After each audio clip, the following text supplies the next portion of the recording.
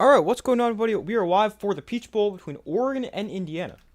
Missed the first play, and of course it was a pick six. So Indiana actually leads 7-0. Of course, it's got to work that way. But welcome to the stream, everybody. We got Oregon and Indiana in the Peach Bowl. Should be a pretty good game. I think I took Indiana in this game 24-17, or something like that. But it should be a good game. Winner will face Miami in the national championship game. But welcome to the stream, everybody. Let me pull up the chat. And also put out a poll.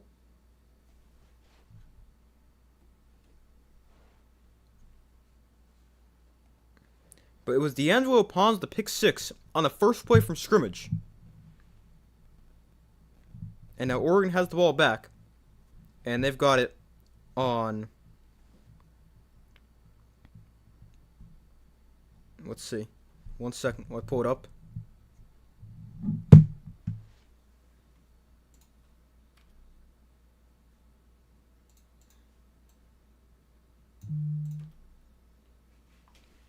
Alright, here we go. They got it about midfield. But let me also pull up the chat. Or sorry, put out a poll.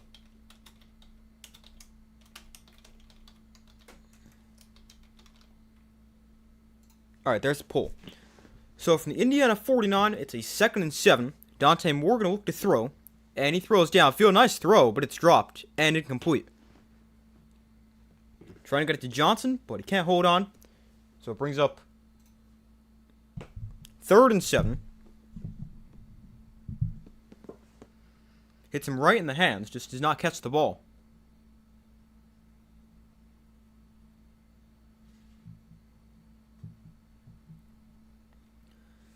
Oregon, a 45% third down rate, conversion rate that is, 6th best in the Big Ten. Hey, how's it going? Welcome to the stream. So 3rd and 7, Moore in shotgun, play clock winding down. And Dante Moore looks to throw, gets pressured, gets rid of it underneath. It's caught by Benson, he's got a first down. Malik Benson gains 9 and moves the sticks in a 3rd down conversion for Oregon.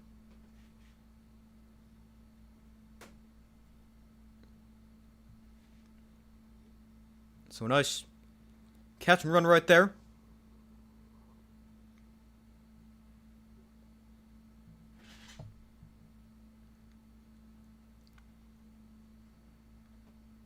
So first down from about the 40-yard line.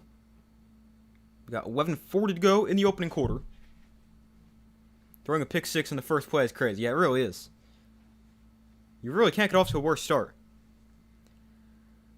They're going to go to the ground here and break one tackle, but then he's taken down after getting about 3 on the play. How many running backs does Oregon have? So apparently this guy Harris with the carry right there. They have like 5 running backs they use.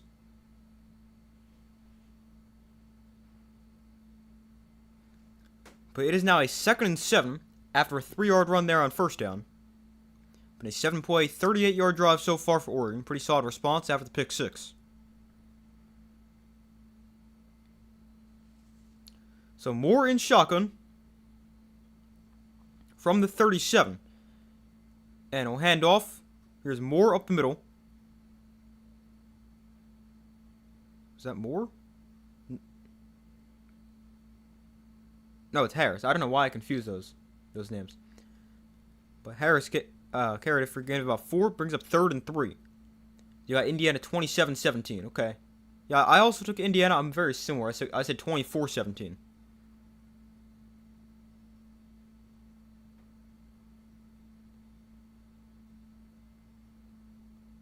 Yeah, I think it's a pretty close game. So 3rd and 3 here for Oregon. Moore gonna look to throw. Has time. And now he throws underneath. He's caught by Harris out of the backfield for a first down and a gain of 5.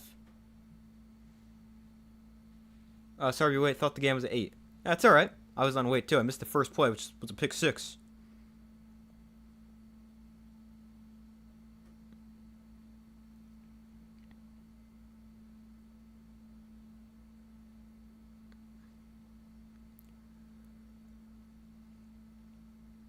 But a first down here for Oregon, another third down conversion on that previous play.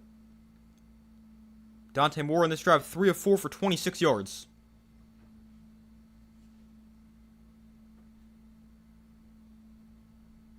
And Moore on the option, up the middle here. And he'll gain about 5 on the play. Pretty solid run.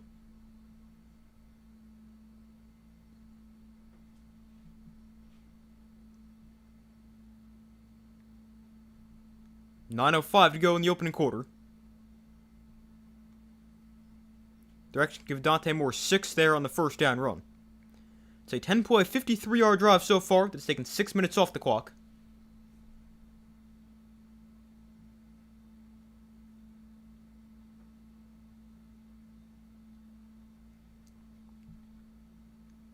Dante Moore under center here. And play action, look to throw, roll to the right, and throw to the flat. Caught by Sadiq for a first down, another 5 yards. As Oregon moves the sticks.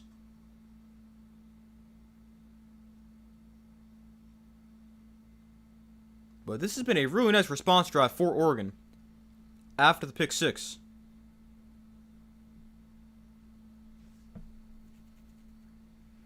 You're taking Indiana 36-17. Okay. I could see that. Like, I really do think Indiana does have the potential to blow Oregon out right here. But, I mean, I do think it ends up being pretty close. But if it is a blowout one way or another, I definitely think it would be in favor of Indiana.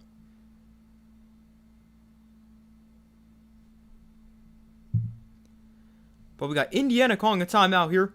It's the first announcement by either side in this game. Man, there's a ton of Indiana fans there. They show the whole stadium. There is so much red.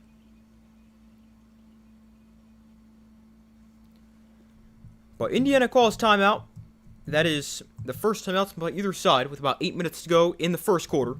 A 7-0 Indiana lead, but a good looking drive here for Oregon. Able to move the football effectively, get right down the field. And it has been a 11-play, 53-yard drive. It's taken 6:20 off the clock so far for Oregon.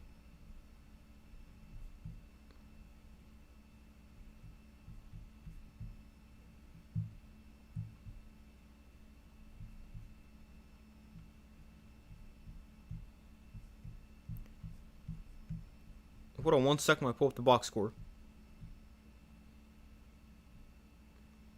Alright, I got it. So we got 8:04 to go in the first quarter. We wait for them to come back from commercial after the Indiana timeout. Oh, I see the Trinidad Shambles AT&T commercial. That reminds me. They're not granting his waiver. I have no idea why. But he apparently played his final college game last night.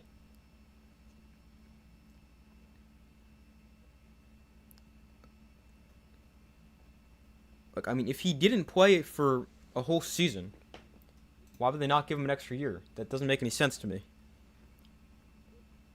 I'm pulling up the article right now to see if it says a reason why.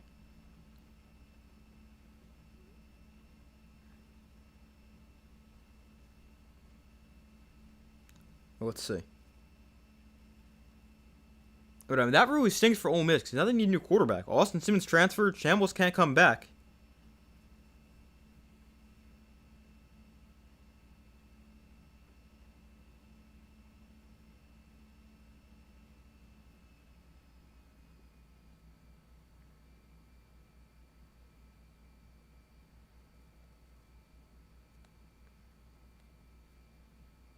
So he submitted a waiver to try to come back because he didn't play during his sophomore year at Ferris State.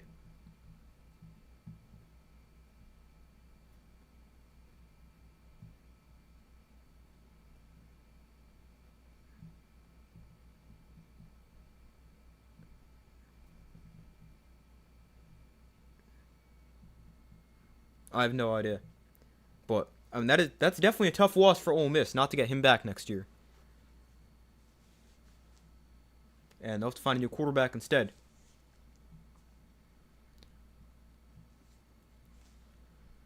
But Oregon with the football here. They're back from commercial after the Indiana timeout. So 1st and 10 from the 17-yard line. Moore under center, and he'll hand off here to the right side for Harris, and he's got nowhere to go, and he's going to lose 2. Back to the 19-yard line, drop for a 2-yard loss, and it brings up 2nd and long for Oregon. Also, who is this Harris guy? I've watched Oregon play several times this year, and I have not seen this guy on the field once. Is he like coming back from injury this game, or?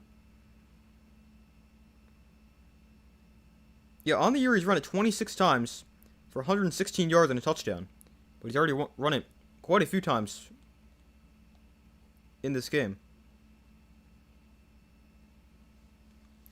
But 2nd and 12 here. Moore going to look to throw. Moore plenty of time, like all kinds of time. Now going to throw towards the end zone too high and incomplete. So it brings up 3rd and 12.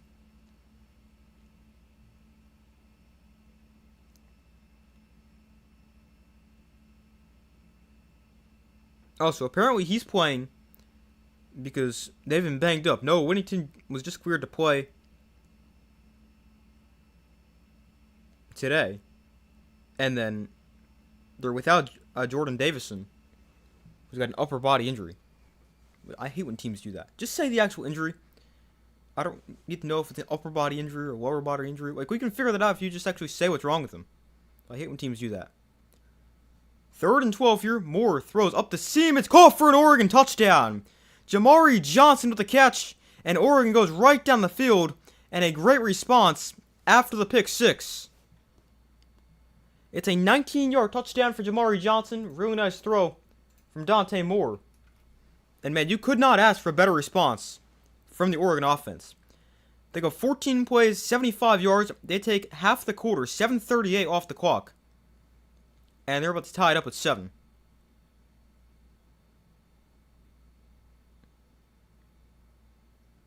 And here's the extra point to tie it. But man, what a drive.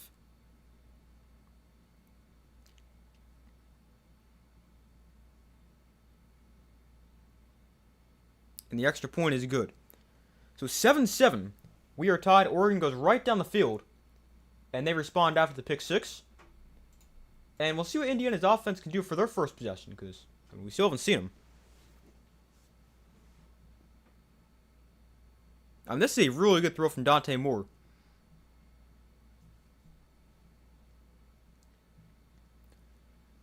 But Dante Moore has now thrown a touchdown for each team. Threw a pick 6, so obviously touchdown for Indiana. And now he throws one for his own team. And we're tied at 7 with 7:11 to go in the first quarter.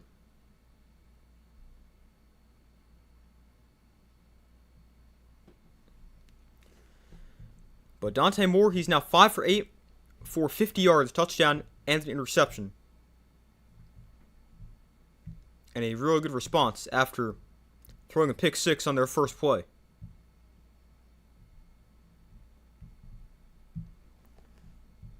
But now we'll have to see what Indiana's offense can do for their first possession. But for Dante Moore, that was his 10th interception of the season. He threw before, and that is his 29th touchdown pass that he just threw right now. He's averaging 2.9 touchdowns per interception.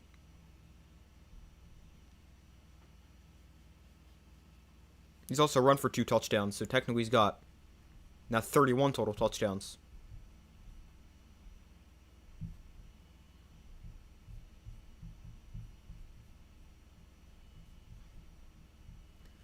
But we wait for them to come back from commercial. So far, results in the poll, 67% of you guys said Indiana will win, 33% have said Oregon. Be sure to vote if you guys have not already done so. And also, be sure to like the stream if you guys haven't done so already. We've got just 3 likes on the stream. So if you guys can smash that like button, that would be much appreciated.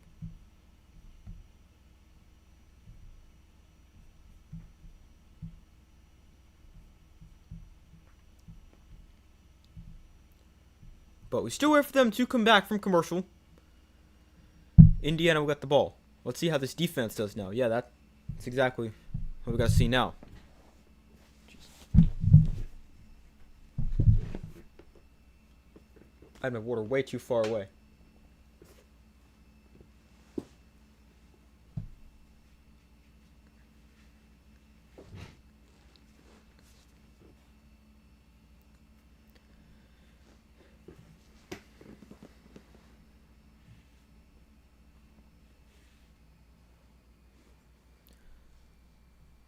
But the Indiana offense will get the ball for their first possession, with the game tied at 7.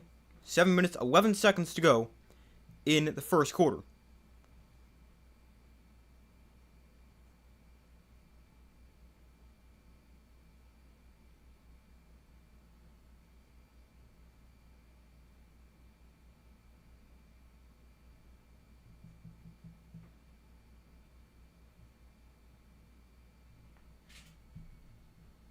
So Oregon's set to kick this off right here.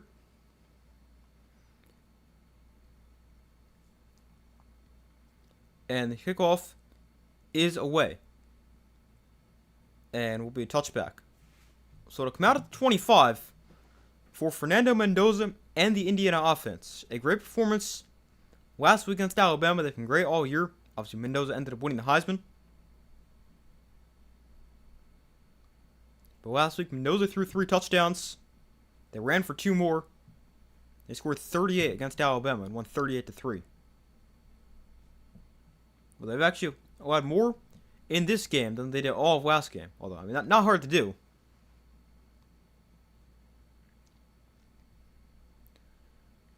So from the 25, Mendoza and the offense on the field. They'll start with a run play. Roman Hemby to the left side.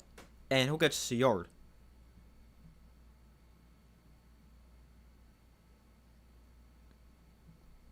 Mendoza averaging 227 passing yards per game. He's got 36 touchdown passes, which is an Indiana single-season record, and it also leads the country.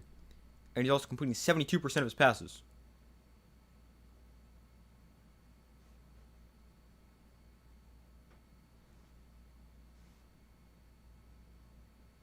So 2nd and 9. Mendoza throws outside, caught by Elijah Surratt, who scored the game-winning touchdown against Oregon the first time. He picks up about 4, maybe 5.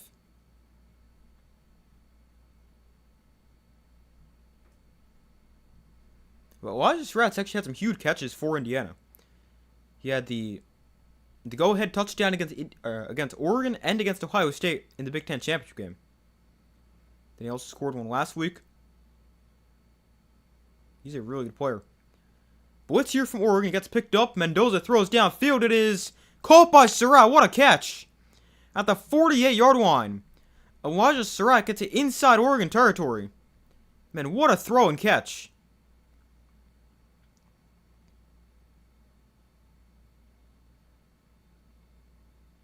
They go back shoulder. Man, what a play.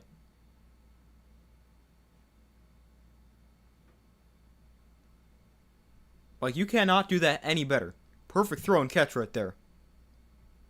And 28 yards for Elijah Surratt on 2 catches.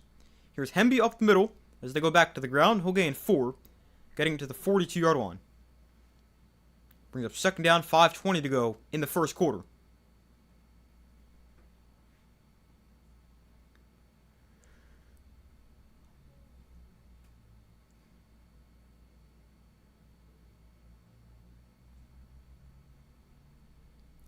So 2nd and 6 here for Indiana. Kalen Black now in the game at running back. Wand to Mendoza's left. And we're actually going to get a false start right here. So back him up 5.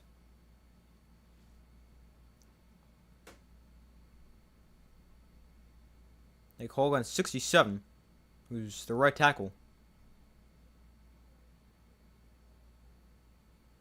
Yeah, very slight flinch.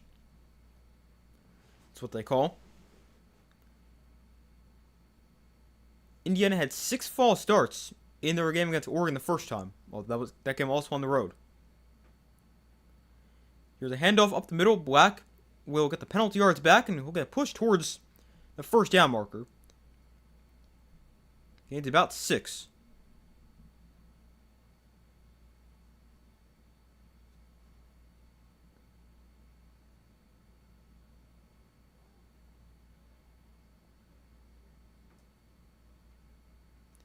So it brings up 3rd and about 5 here for Indiana. Could be 4 down territory.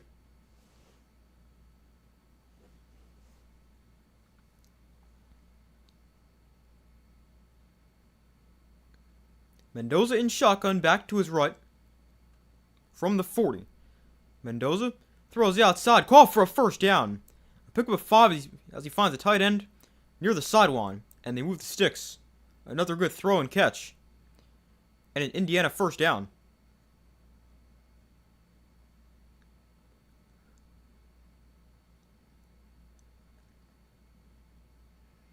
Indiana, the best third down team in the country. And they move the sticks right there.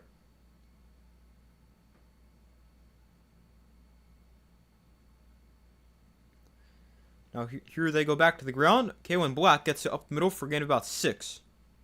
Getting down to 29.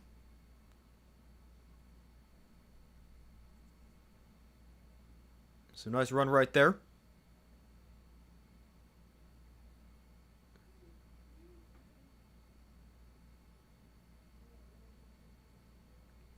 It's been a 7-play, 46-yard drive so far. For Indiana, they've had a good drive in their first offensive drive of the game.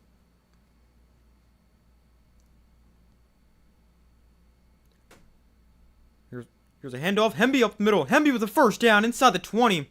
Down to the 17-yard line. He moves the sticks. And a first down for Indiana.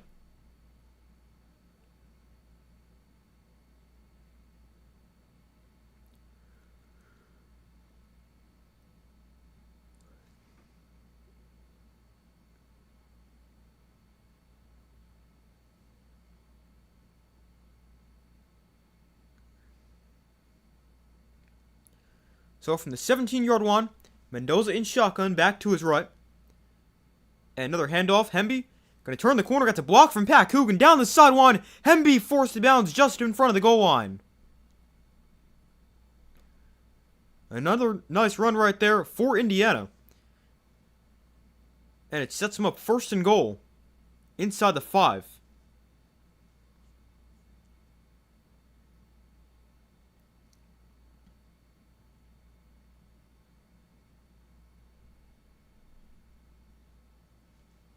So it's first and goal, minute 40 to go in the opening quarter.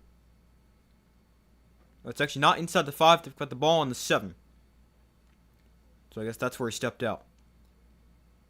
But they give it to him again. Hemby this time swallowed up for a loss of a yard. And brings up second and goal.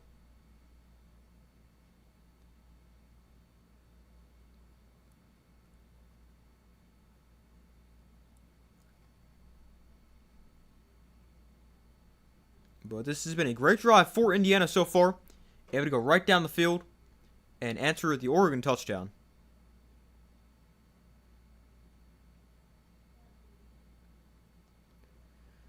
Final minute of the first quarter here.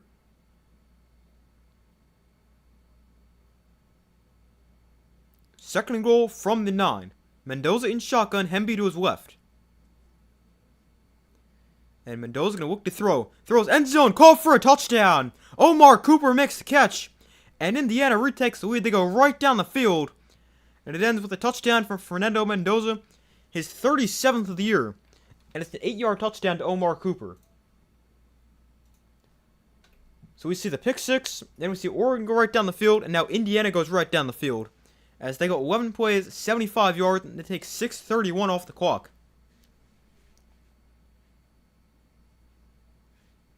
But a great drive right there for Indiana. They throw it well. They run it well. They go right down the field.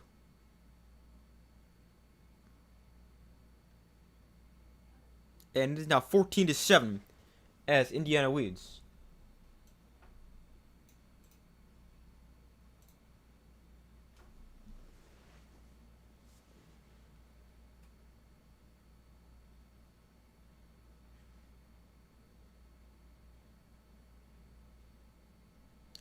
But a great drive right there. They're up by 7 with 40 seconds to go into the first quarter.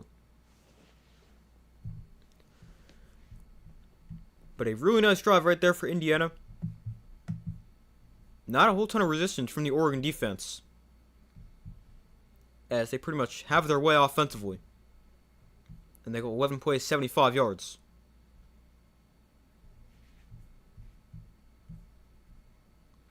On that drive, Mendoza 4 for 4, 41 yards and a touchdown.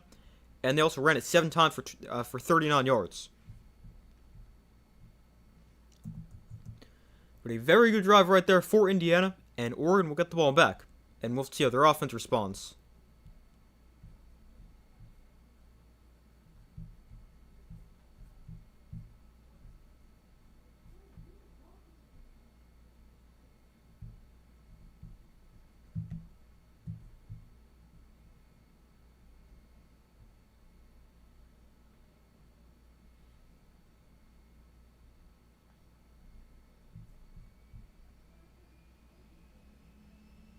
Hold on 1 second.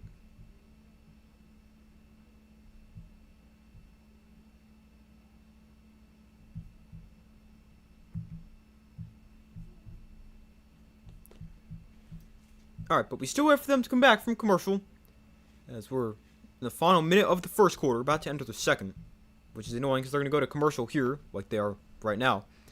Then we're going to see like a play or two get run, and then you've got another commercial at the end of the quarter.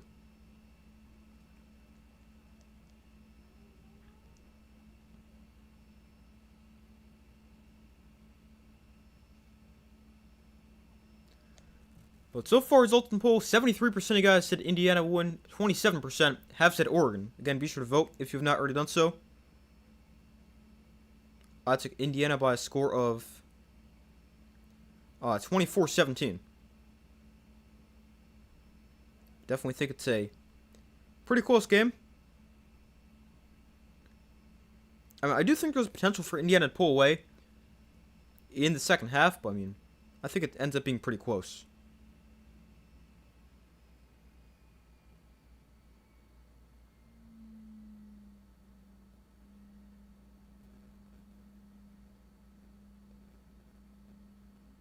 Hold on 1 second.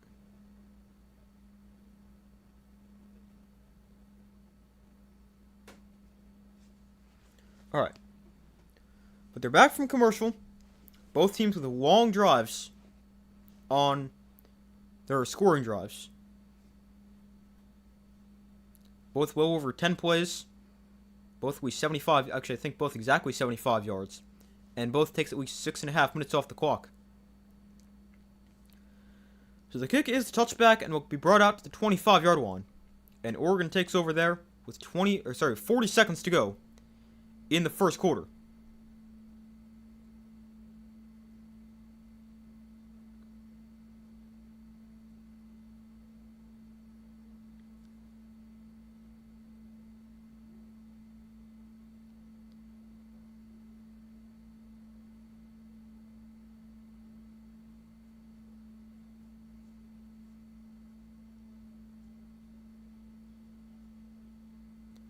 So from the 25, Moore in shotgun, and he'll hand it off here. Harris up the middle, been very active so far. He'll gain 4.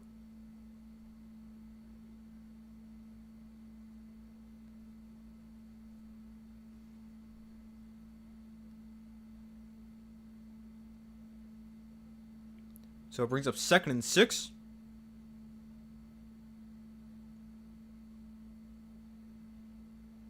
And that could have been the final play of the quarter. Let's see. 10 seconds. They don't have to snap it. They're at the line. And let's see.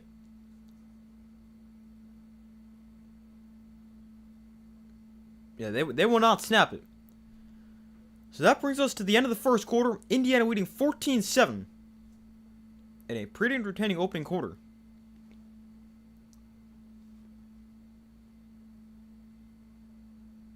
With a pick 6 and then 2 really good touchdown drives from each side.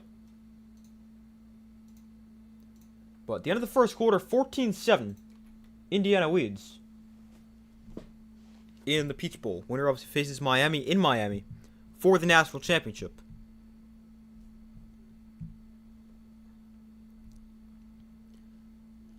But a pretty even first quarter. Indiana with 80 yards. Oregon with 79. Both teams perfect on third down. Both teams one offensive touchdown. Really, the difference right now is the pick 6. Thrown by Dante Moore.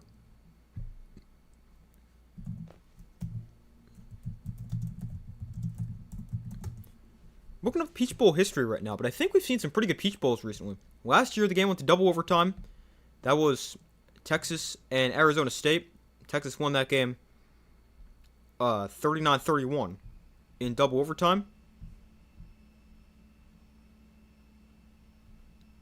And the year before that was Penn State and Ole Miss. I don't really remember a ton of that game. But then the year before that, that was Georgia-Ohio State, one of the better playoff games of the four-team era. Georgia won that game 42-41 because Ohio State missed a field goal late in the fourth quarter.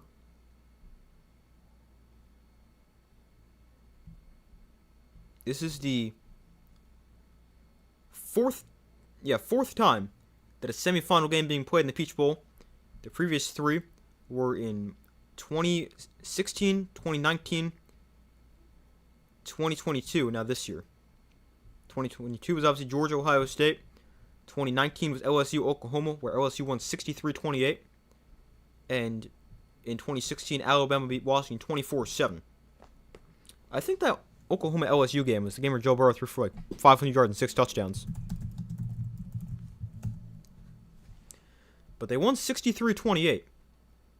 Okay, yeah, Burrow threw for 493 yards and 7 touchdowns.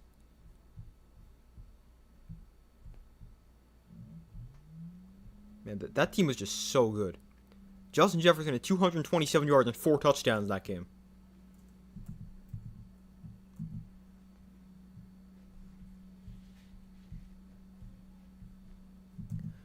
But we wait for them to come back from commercial. We've got Oregon with the football, and they'll get it back. Oregon with the football as we start the second quarter.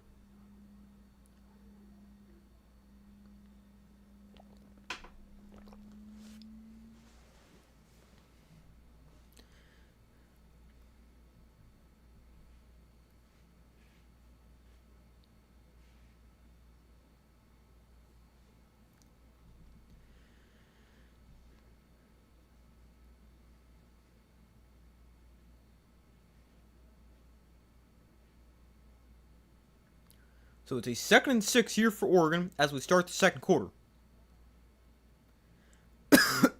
Excuse me. Indiana leads 14-7.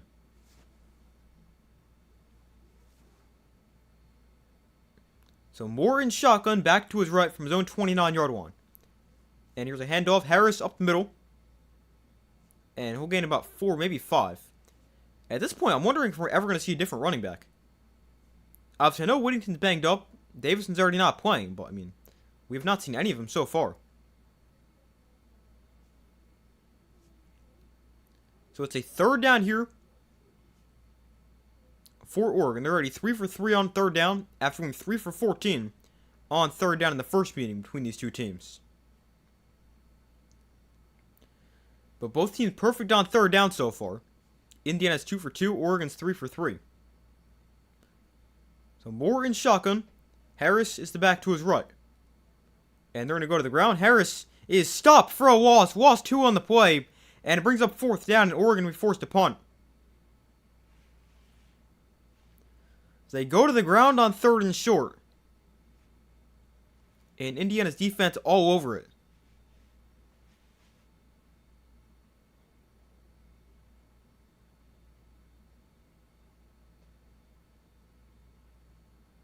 Number 6 of the Indiana defense, not sure who that is, but he just gets right in the backfield very quickly.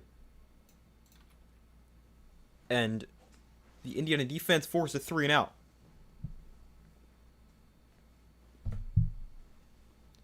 So the punt is away, and it is going to bounce at the 27 and take an Oregon roll inside the 20 to the 18.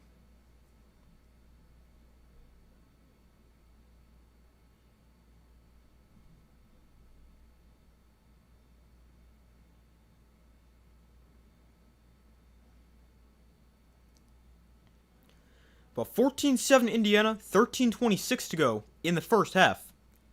And Indiana gets it back for their second offensive possession. But both teams with a good first drive.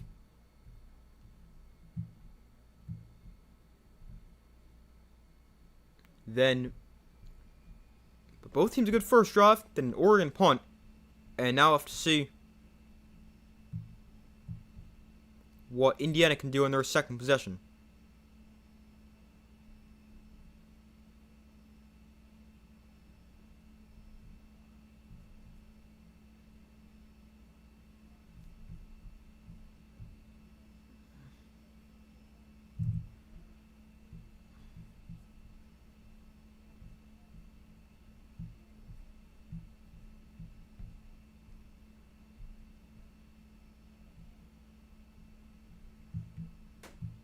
Hold on 1 second. Just trying to check something real quick.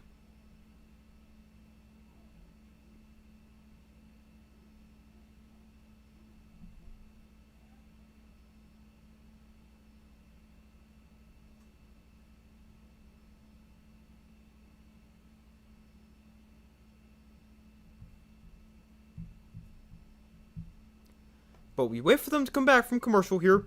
Early in the second quarter, we got 13:26 to go. And Indiana has it for their second possession. So far, results in the poll, 78% of guys said Indiana will win, 22% have said Oregon. Again, be sure to vote if you have not already done so. I got Indiana by a score of 24-17.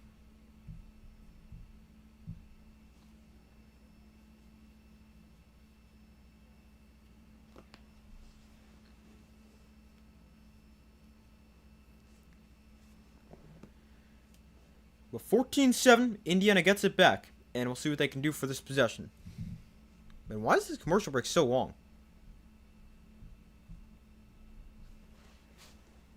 It's about 20 seconds before they come back.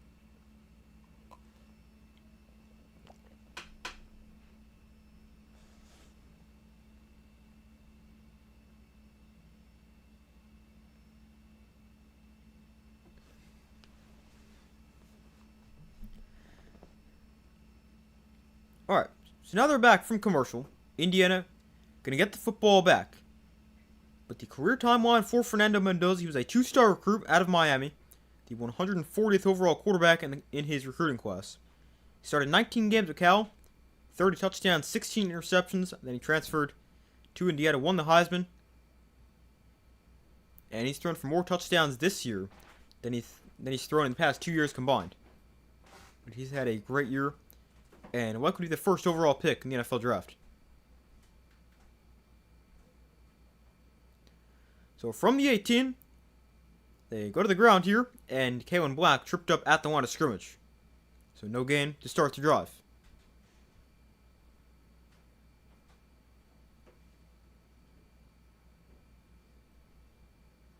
So it brings up 2nd and 10. We got 13:05 to go in the first half.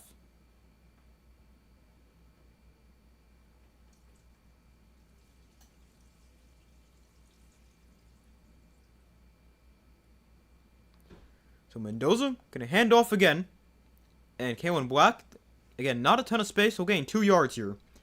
And just got it very quick 3rd and long here for Indiana. It's 3rd down and 8.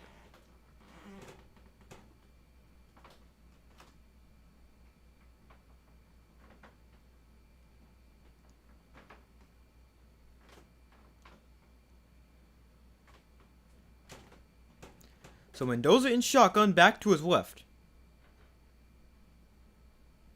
Mendoza going to look to throw.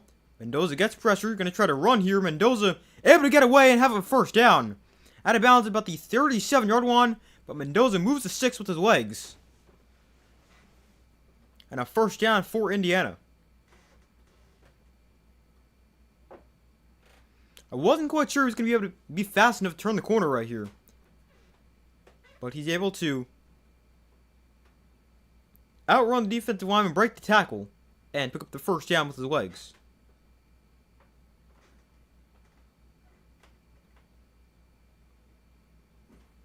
So a first down for Indiana after the scramble from the 41.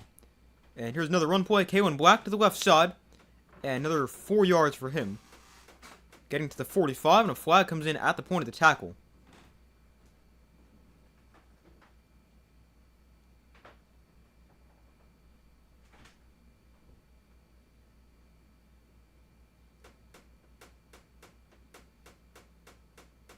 We actually got a illegal low block against the Oregon defense.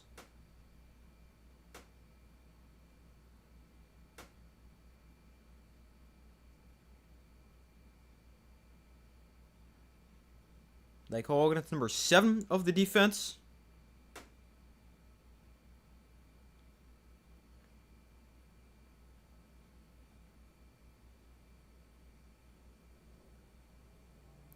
That is the first penalty of the day going against the Ducks. They got one penalty, 15 yards now. Indiana's got one for 5. So puts the ball now in the Oregon 40. And another run play. Hemby up the middle. And again, not a ton of space. He'll find just about 2 yards right there.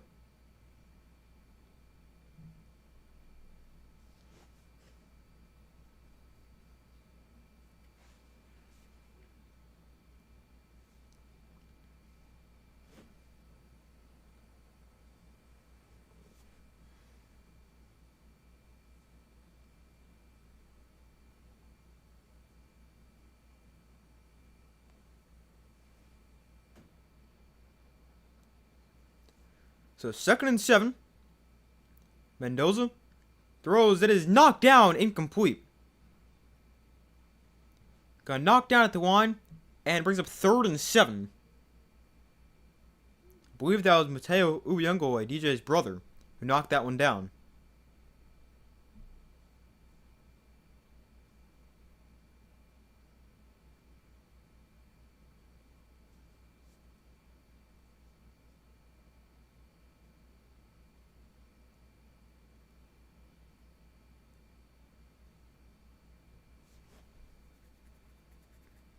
So Mendoza to throw on 3rd down. Gets pressure. Mendoza lost the ball. It's still free. Gets it back. He can still throw this.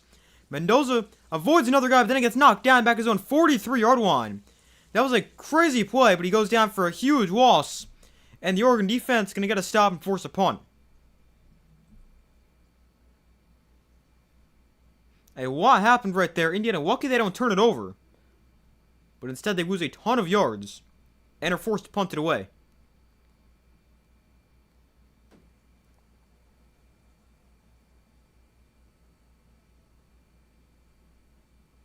I'm not sure if you've ever seen the quarterback fumble, get it back, and still look to throw.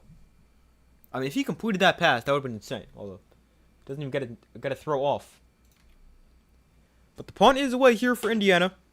And he'll field it backpedaling at the 8-yard line. And on the return, it's brought back to the 13. So that is where Oregon takes over for their next possession. But after the pick 6, a pretty similar start for both sides. You've got a touchdown drive, then you've got a punt. And really, right now, the pick 6 is the difference. I mean, 14-7. Indiana leads, and Oregon gets it back. We've got 9:35 to go in the first half. Indiana outgaining Oregon 90-82. Both teams also 6 first downs, and they're 3 for 4 on 3rd down. And both teams also about 10 minutes of possession. Wow, this game's been so even so far. It's really the pick 6 that is the difference, because otherwise we would be tied at 7. Well, I mean, maybe not, because you don't know what Oregon's going to do in that.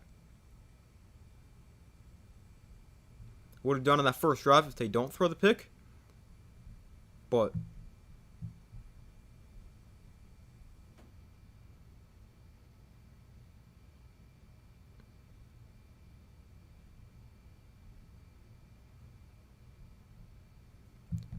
I mean, the turnover could end up being a huge part of the game. It has been so far.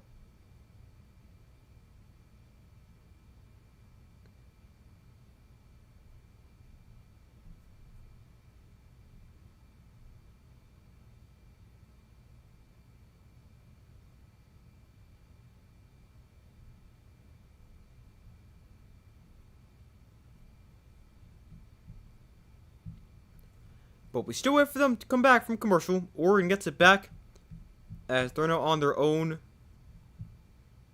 13-yard line after a 49-yard punt and a 5-yard return.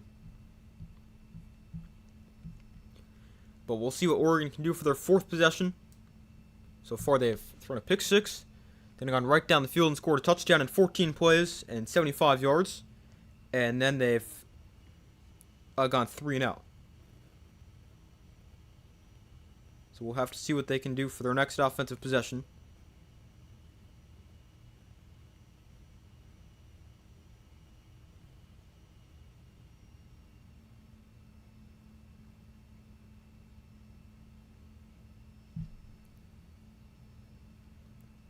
Again, results in the poll, 79% have said Indiana. 21% have said Oregon. Again, be sure to vote if you haven't already done so. And also be sure to like the stream. That'd be much appreciated.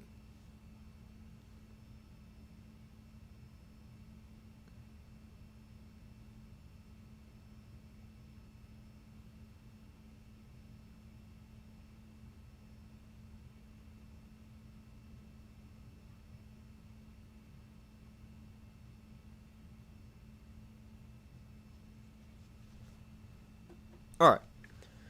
So now they're back from commercial.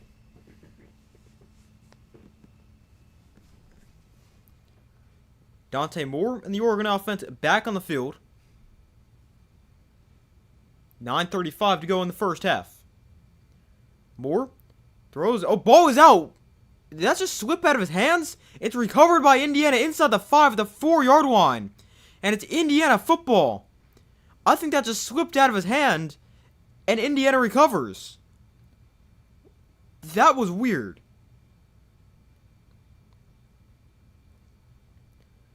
That is the second huge turnover for Dante Moore.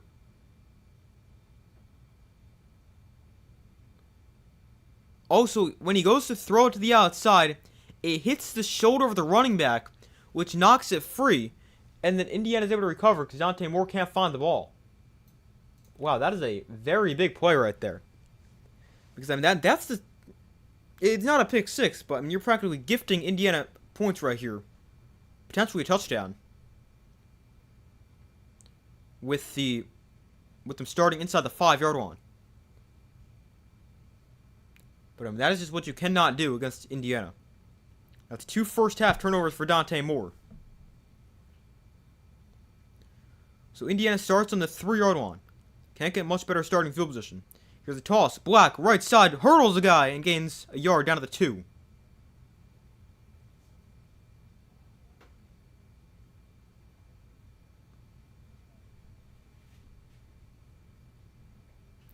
But Oregon really needs to be able to protect the football here because it's hard to beat Indiana as it is, but when they turn over twice and practically gift them points both times, not ideal.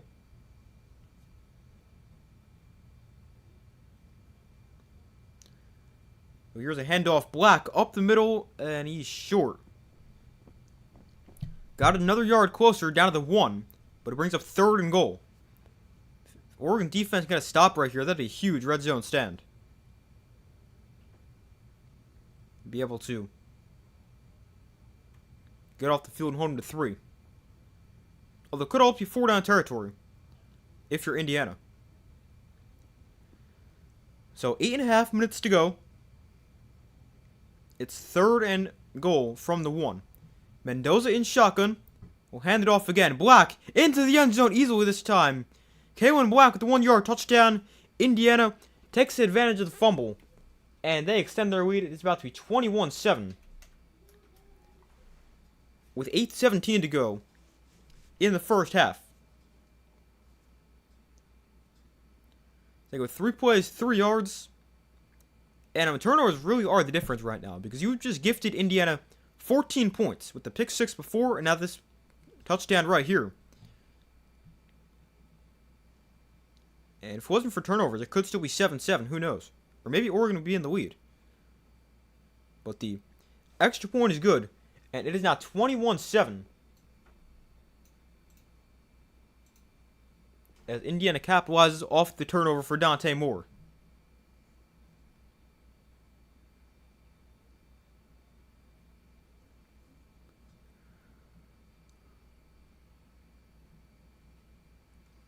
So we got 8:17 to go, 21-7. Indiana leads. And again, we'll see how Oregon responds.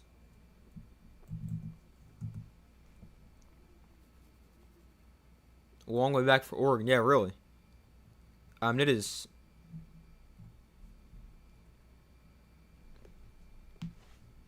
It's hard to score against Indiana, but now down 14, you're really going to need to do something. I mean, it's still very early, so plenty of time to turn it around, but got to start protecting the football.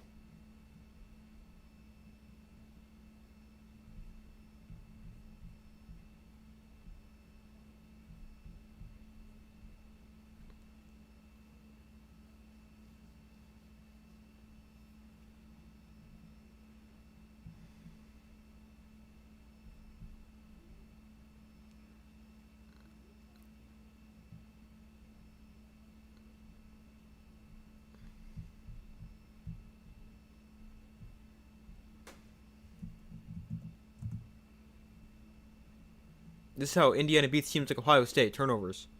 Yeah, I mean, they can do literally anything to win. I really don't know if they have a weakness.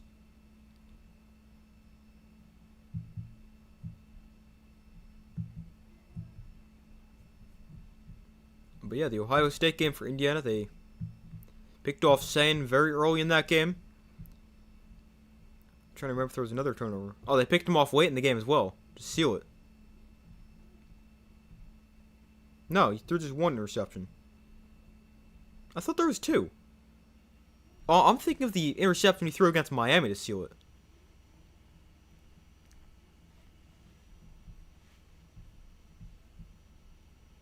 Yeah, I think Indiana's got one of the best turnover margins in the country.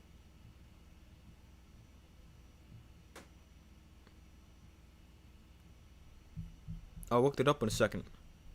Or at the next commercial. Actually, I'll just do it on my phone so I can still watch the game.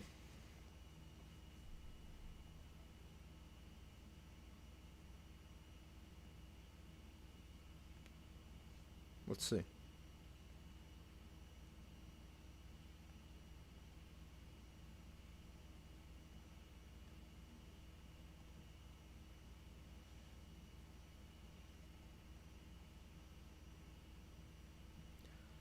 Alright, so we got 8:17 to go in the first half. Indiana up by 14. Alright, let's see. Turnover margin, Indiana's plus 18, which is tied with Arizona for best in the country. They have forced 31 turnovers on the season, which is second most in the country. No, sorry. Sixth most in the country. No, so then they forced 26. Sorry, this font's so small I can't read it. They have forced 26 turnovers. Texas Tech has forced 32. That leads the country. Texas Tech, Arizona, Southern Miss? Apparently Southern Miss is third, then SMU, North Texas, then Indiana 6. Sorry, that font was so small.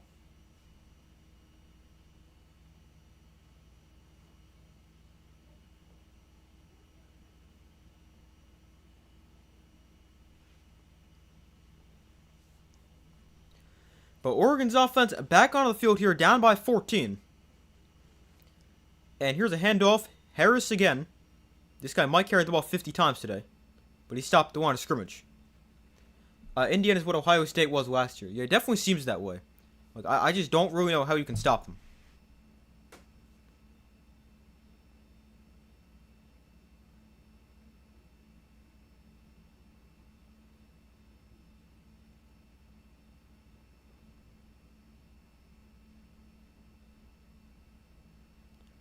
So Moore looks to throw on 2nd and 10. Steps up, throws underneath, caught by Harris again. That's his third catch, maybe fourth catch at this point. But he gains 15 on the catch and run. And an Oregon first down. But Jay Harris has been extremely involved in the offense so far. We haven't seen Noah Whittington. We've seen De'Aaron Hill for one play. That was the fumble. And Jaden Lamar entered the portal. And Jordan Davidson out with an injury. Here's Harris again. He's got space here and he spins his way for a gain of 7.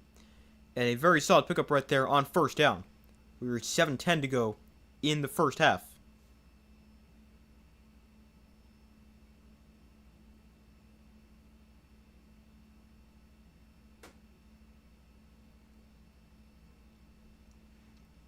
So it brings up 2nd and 3.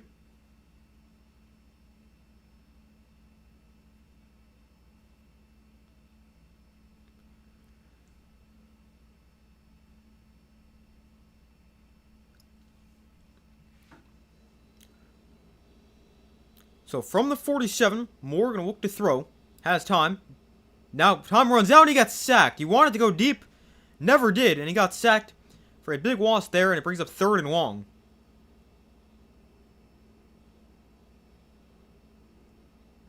If Indiana wins it all, would this be the first in the playoff era? Would this be the first what in the playoff era?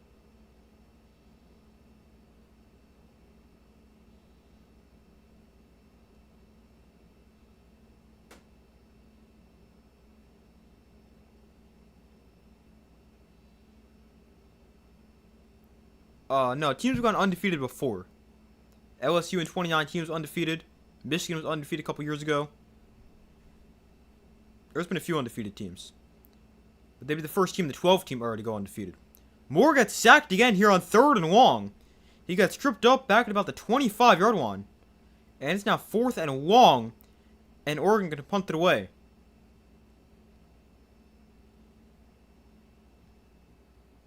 Now he actually got sacked back at the 31.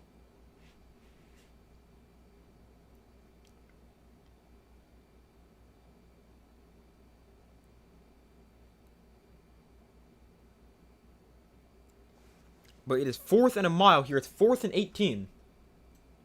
And another punt from the Oregon offense.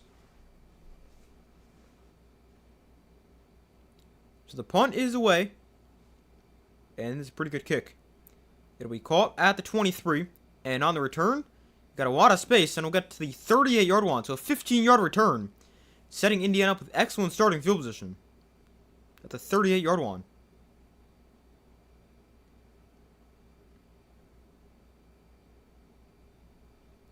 But it is now 21-7 with 5 minutes to go in the first half.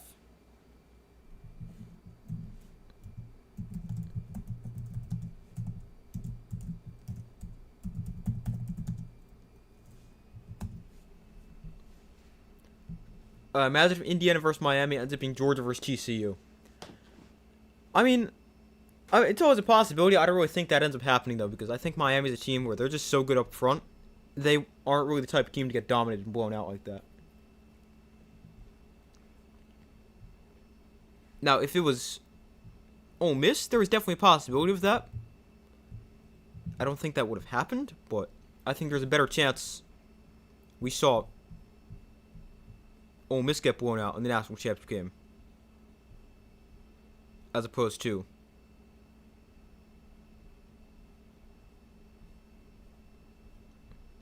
Miami.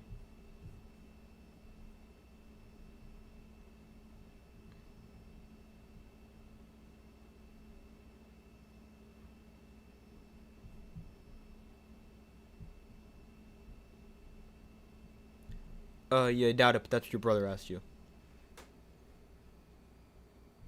Yeah, I doubt it as well.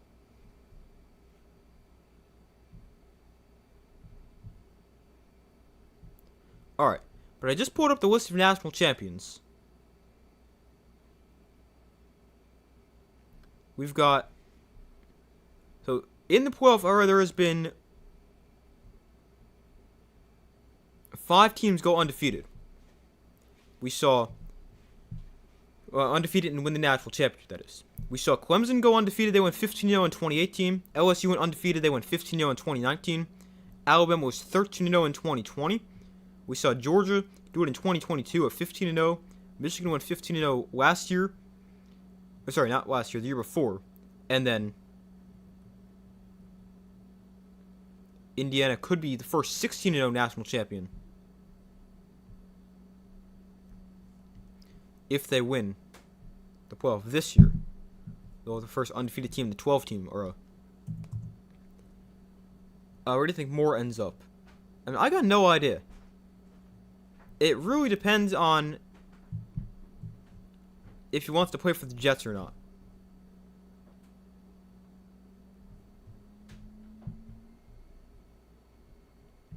Because I mean, I've heard the argument for why he would want to play for the Jets, and I mean it makes a lot of sense.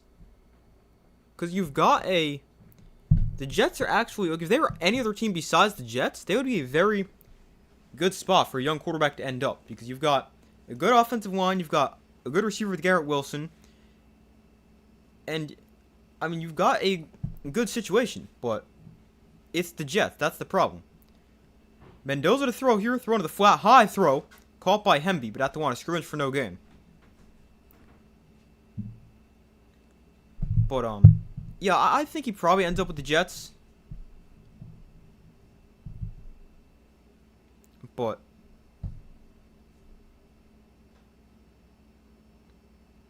I don't know, because, I mean, he's going to be the number 2 pick if he declares. If you're going to be number 2, why would you go back to school? Especially with how good next year's draft class is. where you might only go top 10 as opposed to top 3. Here's another great throw and catch. Back shoulder throw to Surratt at the 44. And a flag down as well, probably for pass interference.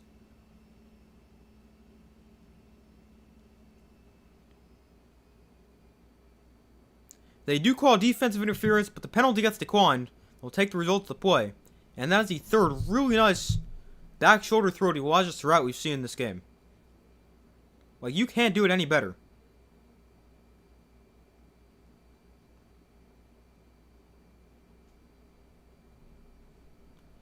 I'd rather play for the Jets than Cleveland or Vegas. That is true. The Browns is another team you really wouldn't want to play for. Mendoza pressured here, and he rolls to his right and dumps it to Cooper for a gain of 8. And a very solid pickup there on first down.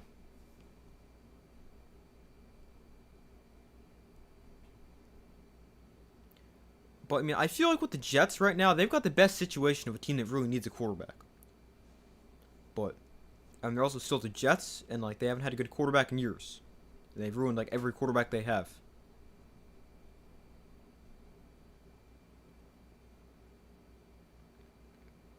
Yeah, I think Dante Moore probably ends up a Jet next year. 2nd and 3, Mendoza deep down the field, open receiver, call for a touchdown, Charlie Becker. And it's about to be 28-7. What a throw and catch. And Mendoza finds Becker deep down the field. And it is now about to be 28-7. 4 plays, 61 yards.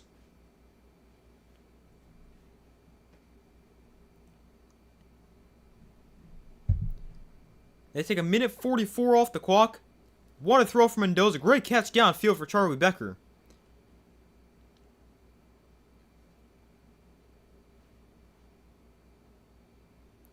And it is now 28-7. With still 3:13 to go in the first half. Man, what a dominant performance so far. Outside of that one touchdown drive they allowed, Indiana has completely dominated.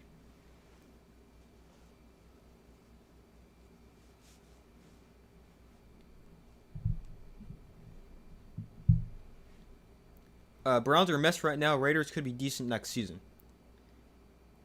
I mean, I think both teams have their opportunities to be decent. Like the Browns, they've got the defense. Just need to figure out the offense and really the quarterback. But the Raiders, I mean, I think they need a lot more help. I think the Browns are probably a little closer than the Raiders. Just because the Raiders, they've got like Genty and Bowers, and that's pretty much it. Well, they got Max Crosby, they might trade him. But outside of that, they need pretty much a whole new team. But if they can get quarterback right with Mendoza at number 1, that's definitely a great step in the right direction. Bengals regretted killing quarterback Heisman winners' careers after Boomer Esiason left. Yeah, so I guess every team goes through their phase where they can't find a quarterback. Although obviously some are worse than others.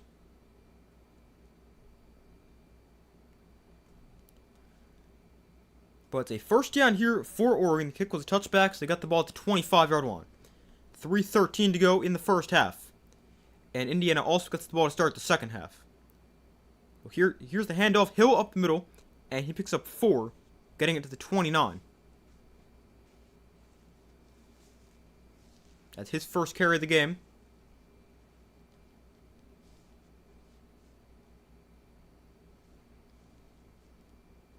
We were just talking about Georgia TCU, and if Indiana Miami could be like that. Maybe this game is Georgia TCU. I don't think it becomes that one-sided, but more. Oh, ball is out. Indiana might have that. They do. It's Indiana football. It is Indiana football. Another turnover. Their third of the first half. Wow. I mean, Oregon cannot hold on to the football. That is the third first half turnover forced by this Indiana defense. Yup, that is definitely a fumble. It's coming out before the hand's going forward. Wow. I mean, I sure would not see this coming. I mean, it could realistically be 35-7 at halftime and 42-7 the first drive after halftime, because Indiana gets the ball as well.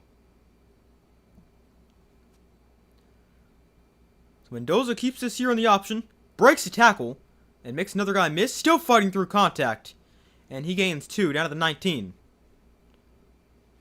A lot of hard work right there from Mendoza just to gain 2. But it brings up 2nd and 8. 38-17, 36 was a typo earlier. Maybe shorting Indiana. Yeah, really, I mean, they might hit that in the first half.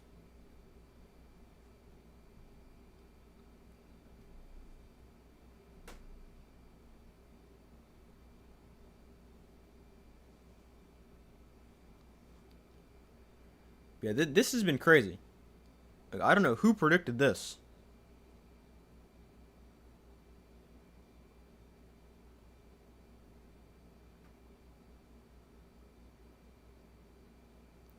So it is 28-7 at the 2-minute warning of the first half.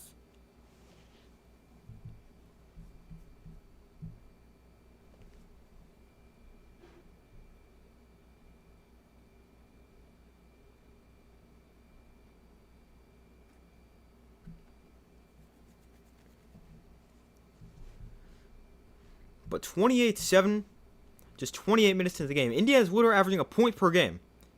Or, sorry, a point per minute. That puts them on pace for 60 points. And the craziest part is it doesn't sound that unrealistic. With how they've been playing, they could go hit 60. Now, I mean, you've got to imagine their pace is going to slow down at some point.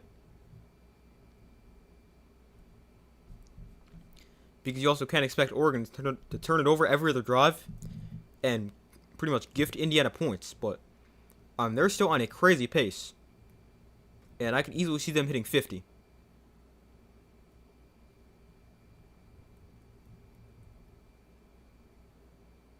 They won't hit 60, I imagine. Yeah, I don't think they would either, but that's what they're on pace for right now.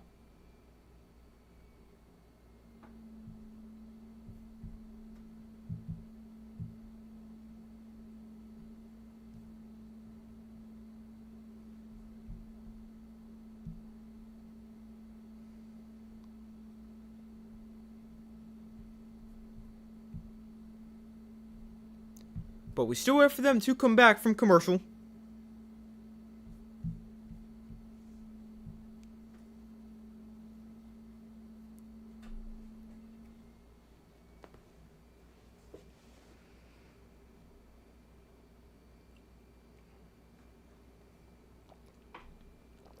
If they score before half, won't be long until backups go in. Yeah, really. I'd imagine they'll probably play them a little bit in the second half. But, I mean, we could see the backups in for the majority of the second half. They go up 42-7. With touchdowns now and after halftime.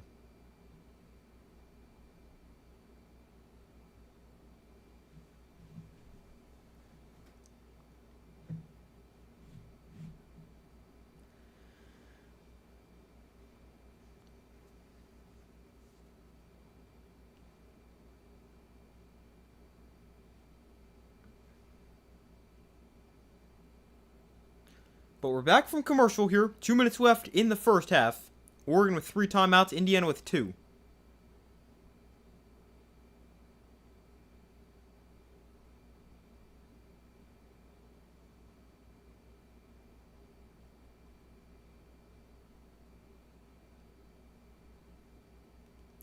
So Mendoza in shotgun back to his right. And they'll hand it off here. Kalen Black up the middle. And he'll gain 4. Make it 3rd and 4.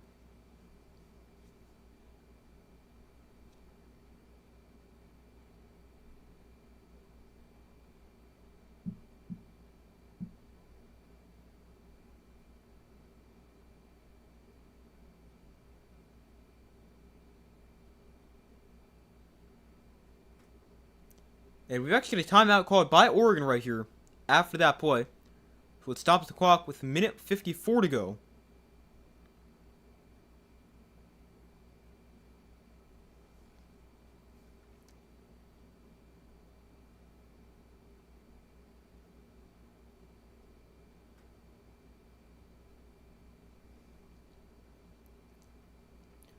So on each side with 2 timeouts remaining.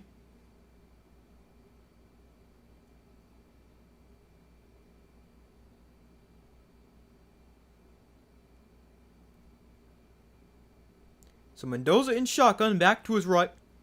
3rd down here. Here's a throw to the outside. It's caught. Going to try to turn the corner, and he'll have a 1st down. Got about 8, needed 3. And a 1st down. Wow, they just threw it to D'Angelo Pons. He's a corner. He had the pick 6 before. And they throw it to him there on the swing pass. Wow, how about that? D'Angelo Pons, one of the better corners in the country. With the 1st down catch and run.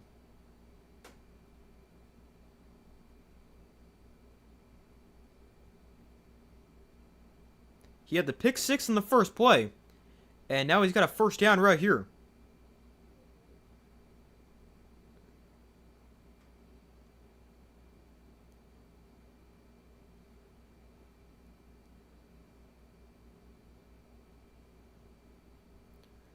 So it's now 1st and goal here for Indiana. They bring an extra lineman into the game. 1:49 to go in the first quarter. Sorry, first half.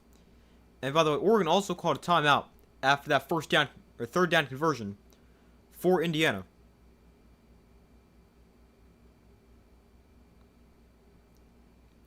So Mendoza in shotgun. He'll hand it off here. Hemby straight up the middle, and Hemby down inside the 5. Fighting towards the goal line. He might be in. And no, they're going to mark him just short at the 1-yard line. And it brings up 2nd and goal.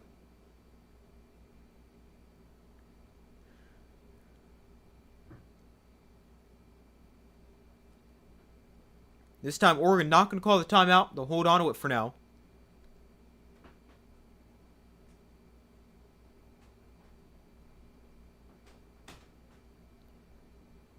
Indiana taking a lot of time right here. I mean, it makes sense. You don't need to really be in any rush to score. Makes no difference if you score with 1:30 left or 30 seconds. Or even a second. Here's the toss. Hemby did not get there. Barely got back to the line right here and might have actually lost a yard. So it brings up 3rd and goal from the 2-yard line.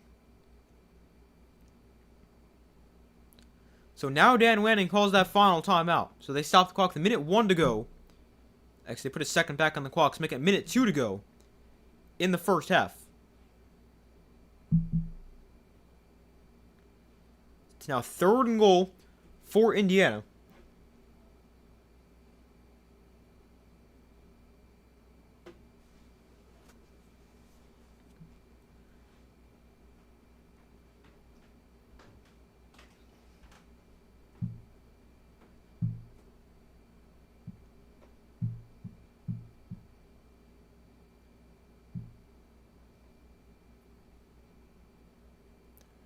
Oregon, they have turned the ball over 4 times in the first half of their first 14 games. They have 3 first half turnovers tonight. And Indiana with 14 points off that array. We can potentially make it 21.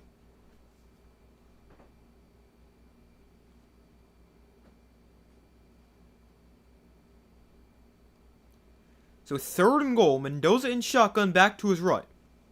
From the 3. Mendoza throws. That is called for a touchdown. Elijah Surratt makes the catch. And Indiana extends their lead. It's a 2-yard touchdown for Surratt. And Indiana about to go up 35-7 before the half.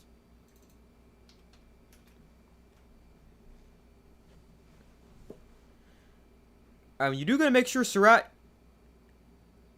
Oh boy, I'm not sure he's in. Let's see. It depends if his knee is down when he catches it. If it's not, he gets in. But let's see. This is... I think he's good.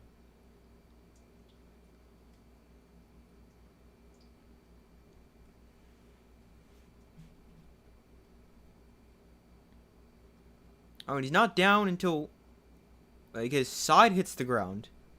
I think he's in. Here's a good look, right down the line. See, that's his foot, so he's not down. Yeah, I think he's in. I mean, it's close, but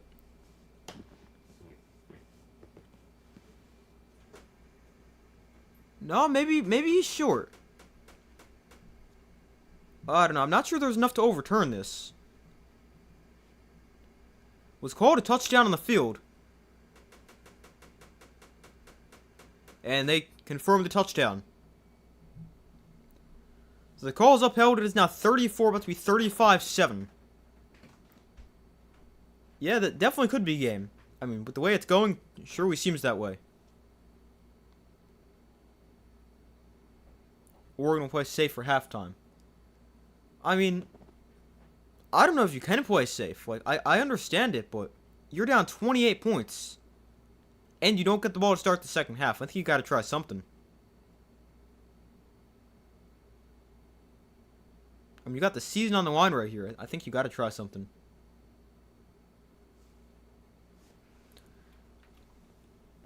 Like, I get playing safe, but you got the season on the line. We're going to have to take chances if you want to get back in this game. And I think trying to put a drive together here is one of them.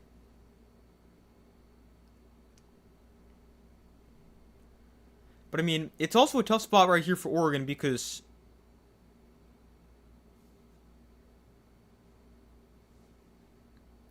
Indiana is not a team to blow a lead. Like, there's certain coaches you know can blow a lead.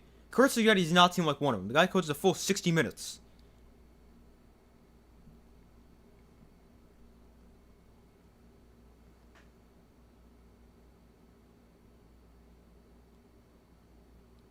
So there's no way he's going to blow a lead. Or at least you wouldn't think so. So the kick is a touchback. And we'll come back to the 25. Miami's shaking. Yeah, I think any team would be shaking if they see this performance. Especially knowing how good Oregon is. Because last week you could kind of explain that against Alabama because they weren't really that great. And it was also 38-3, which is impressive, but still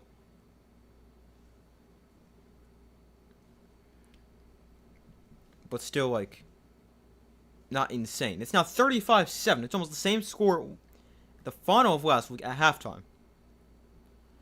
Don't force the play in and make it 42 before the half. Yeah, I'd agree. I mean, you got to take chances here, but you don't want to like force something into coverage right here and make it even worse. But I think you got to try something. He will look to throw. Moore rolling to his right, and he throws one deep downfield. Oh wow, what a throw! But it's incomplete. Off the hands of the intended receiver, and it brings up 2nd and 10. 51 seconds left in the first half. It's going to be insanely hard for Oregon to come back because Indiana's also got Black and Hemby, so they can just run it and switch backs when one gets tired. That is true. And then if they get to a third down, you've also got the best quarterback in the country, who just so happened to win the Heisman, who can make any play you need him to do through the air. Moore looks to throw here. Throws over the middle. That is a swatting catch by Malik Benson for a gain of 13. That'll stop the clock with 45 seconds left in the first half. So Moore looks to throw again. Moore gets pressured, rolling to his right. Flag comes in. It's going to be a hold. And Dante Moore just throws it away. Oregon, listen to you. They're gambling. Yeah, I mean, makes sense. Like, I feel like that's... I don't think you can even get back in the game right now, but you got to try something.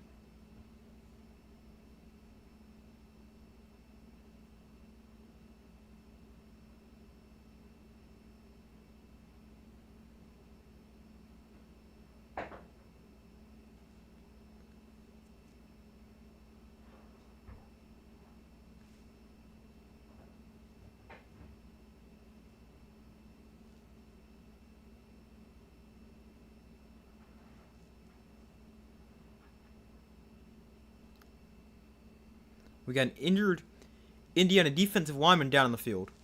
Hopefully he's okay.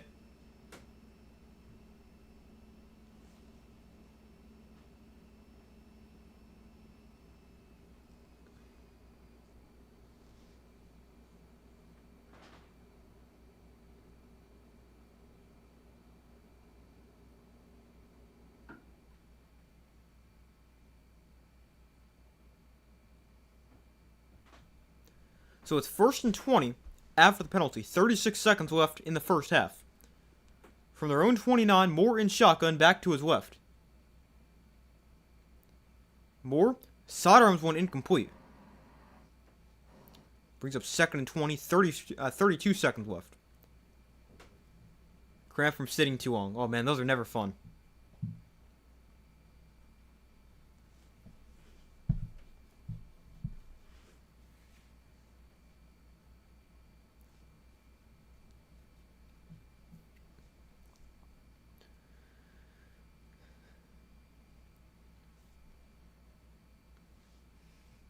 So Dante Moore, deep drop, sets with the screen here for Hill. Gets a block on the outside, and Hill gets it back to the original line of scrimmage to the 43.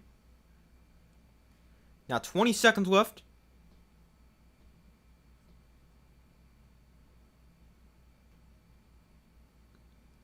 The clock down to 12 seconds. Moore over the middle. That's a nice throw. Inside the 40 to the 38-yard line. 6 seconds left. And now you can spike this and potentially kick a field goal right here. Or at least a Hail Mary.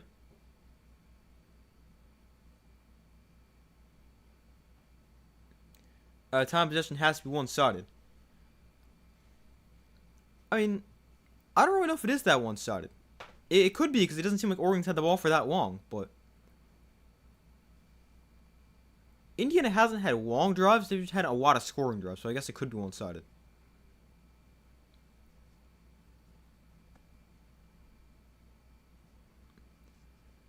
So it's 2nd and 10, and it will be a field goal try here for Oregon to try to cut it to 25 at the half, make it 35-10. So 56 yards for Atticus Sappington from just inside the left hash, and his kick is on the way, and it is short and no good.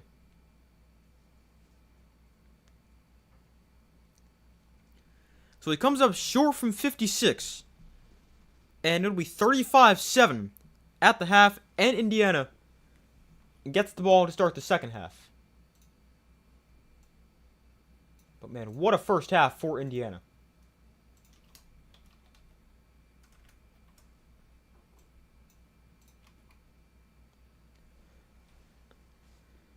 How do you feel with the Giants basically saying they're going to trade down to get Jeremiah Love?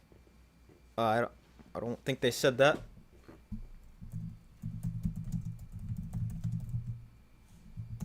I mean, there's also, like, I love Jeremiah Love. I get it, I love Jeremiah Love. But, I mean, there's no reason for the Giants to take him. They've got Tyrone Trace, they got Cam Scatterbo. There's no reason for the Giants to take a first-round running back.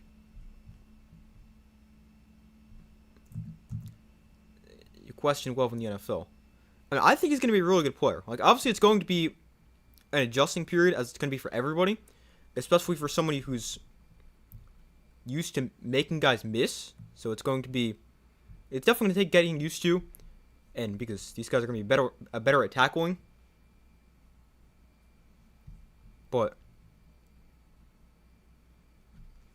I mean, I still think he's going to be a really good player. Because he's a very well-rounded back. He can run, he can catch, he can block. Really nothing he can't do. So I think he's going to end up being a really good player.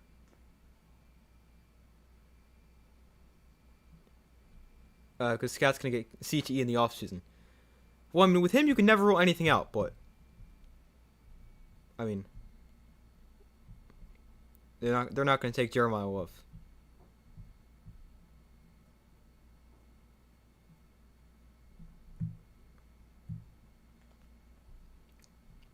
Love basically Gibbs plus Bijan. I mean, that is definitely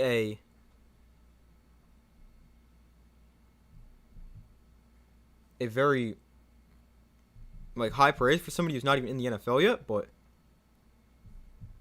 I don't know if I'd say he's quite that good, but as far as a prospect goes, I think he's up there with them when it comes to, like, how good he physically is as a prospect coming out of college. But I'm going to go take a quick break. I'll be right back. Going to go fill my water, which I didn't even drink much of, and use the bathroom. But yeah, I'll be right back.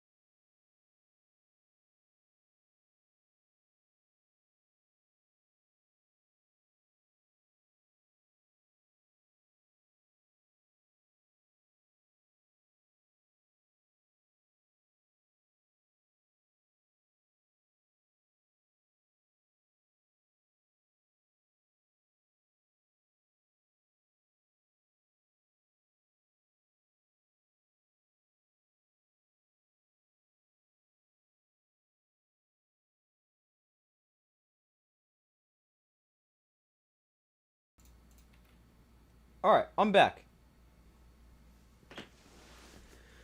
So we got a 35-7 Indiana lead at the half.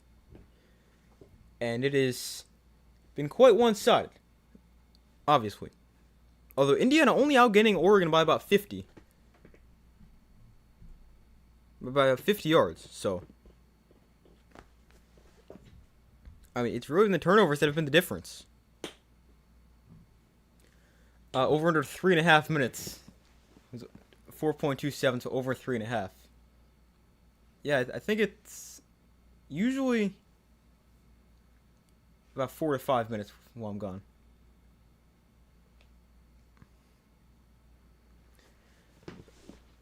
Uh, 52-17 Indiana for your updated pick adjustment, or for your pick adjustment. Yeah, I mean, that seems pretty. That sounds pretty good. Depends on backups going in. Yeah, that's going to depend on how much Indiana scores and how much they end up allowing.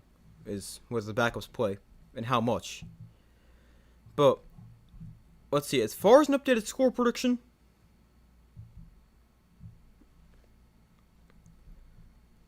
obviously I'm going to go with Indiana. But let's go.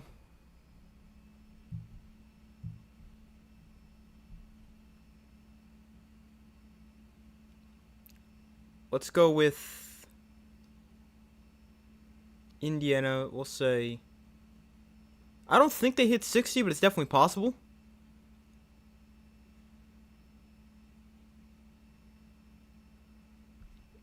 But let's see. We'll go 56 to.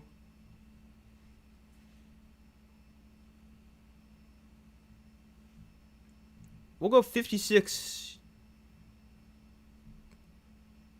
I would say 17, but I just don't know if they're going to kick a field goal. I'll say 56-21.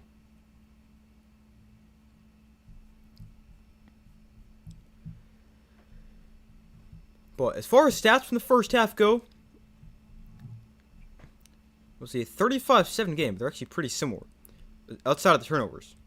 But Dante Moore, 9 for 14, 112 yards, a touchdown, and an interception. He also lost 2 fumbles. On the ground for Oregon, they were not very good. Dante Moore got sacked 5 times for minus 28 yards. Not all of those were sacks. He got sacked 3 times. But he also had a couple decent runs. But as a team for Oregon, they ran it 17 times for 9 yards. That includes sacks.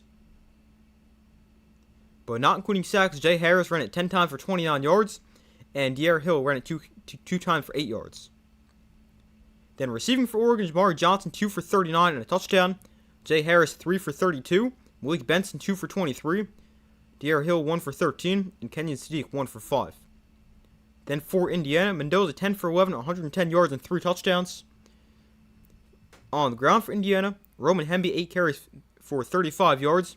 Kalen Black, 9 carries, 27 yards and a score. And Mendoza, 3 for 3. Then receiving for Indiana, Elijah Surratt, 4 for 48 and a touchdown.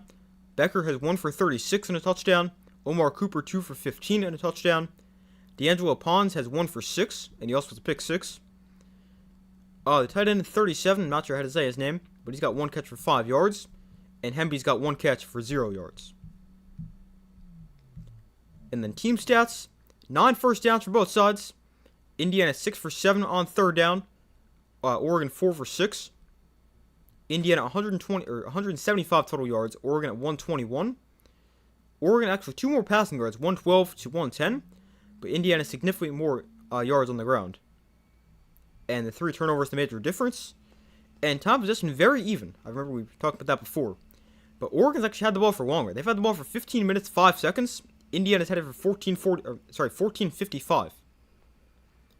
So time possession actually in favor of Oregon right now, though. I mean, it's only 5 seconds.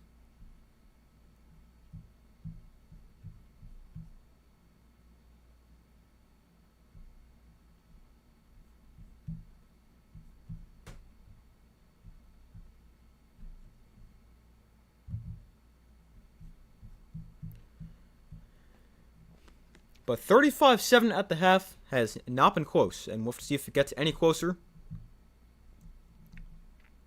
I don't really think it will get much closer.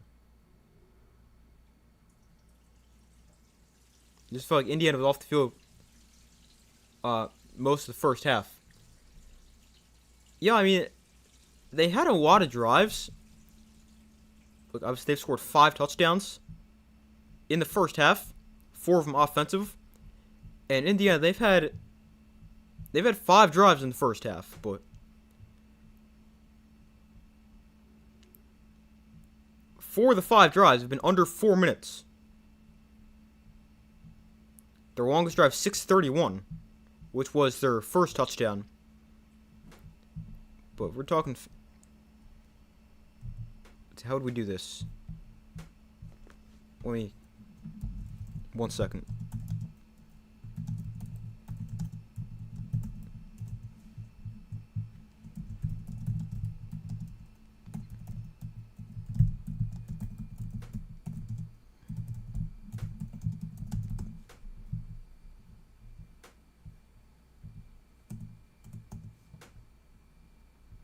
But Indiana's averaging about 3 minutes per drive. So, I mean, they've had the ball a lot. Or they've had a lot of drives, but they haven't taken very long.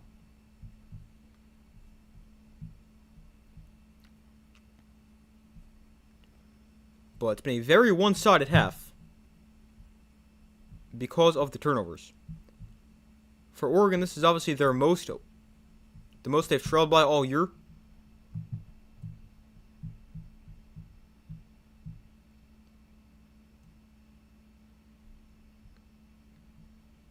I'm trying to think if they have any comeback wins. I don't think they do.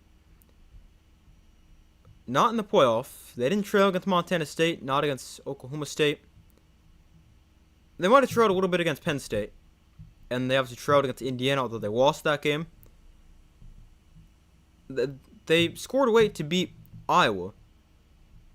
And never really trailed consistently against USC or Washington. Let's see, they were down. No, they were up 17-3. They only trailed against Penn State 24-17 in overtime. I got your comment in 1 second. Then against Indiana, they were obviously down 30-20 at the end of the game. But they didn't win that game. Then against Iowa, they were down a little bit. They were down 16-15. But then they kicked a game-winning field goal as time expired. And then against Washington, they never trailed. Are you going to stream all the wildcard games? Not all the wildcard games, but I'll stream some of them. So the plan for wildcard games, I'm going to be streaming the first 3. So I'm streaming both games tomorrow night, or tomorrow, 4:30 and 8, I think, other times. So I'll look it up right now. And then I'll be streaming on Sunday at 1, but I won't be streaming the 3 later games. So Sunday at 4:30, Sunday at 8, and Monday night. At least I don't think. But I'll definitely be streaming tomorrow, both games, 4:30 and 8, and Sunday at 1. That's for sure.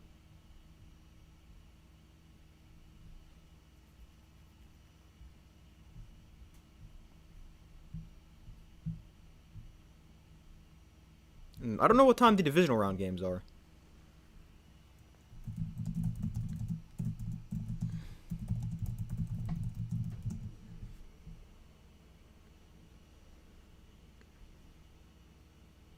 The divisional round games is Saturday at 4:30 and 8, and then Sunday 3 and 6:30. So I'm not sure if I'll stream. Hopefully I'll stream all those, but I'm not completely sure yet.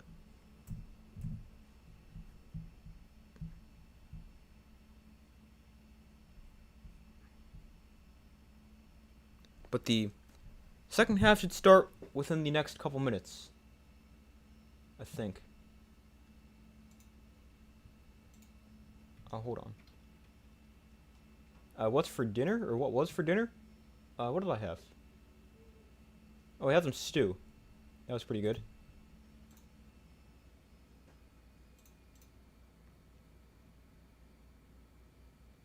Oh, really? Did they change this? You can't look back on your stream? Like, you can, but it doesn't tell you how many minutes ago that was? That's annoying.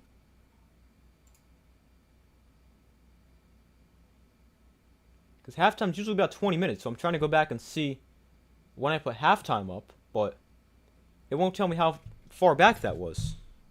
That's so annoying. Let me look it up. 1 second. Maybe we'll say it on here. If it's not where I'm streaming from. Yeah, alright, yeah, it does. We've been at halftime for about 17 minutes. We got another probably about 5 for halftime.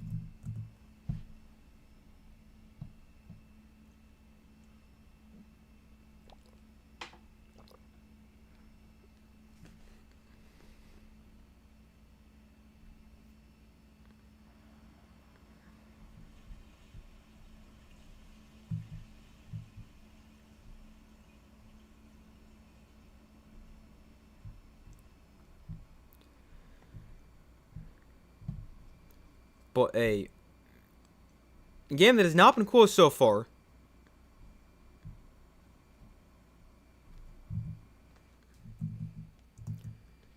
And Indiana also gets the ball to start the second half.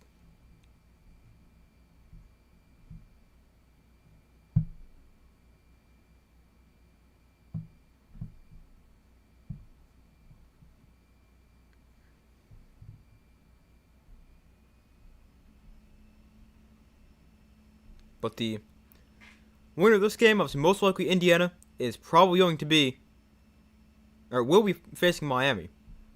And that'll be interesting because we got Miami at home, but against an extremely dominant Indiana team. So, I mean, that'll be a very interesting matchup.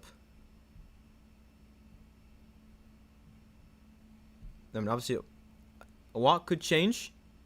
There's no guarantee Indiana even wins this game. Well, you would definitely think they will.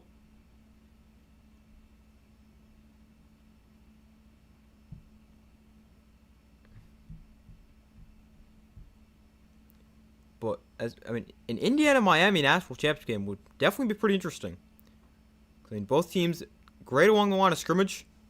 That's how Miami's won their playoff games so far. The offense really got going yesterday, but I just don't know if they have that same level of offensive success against a defense as good as Indiana, who might be the best defense in the country.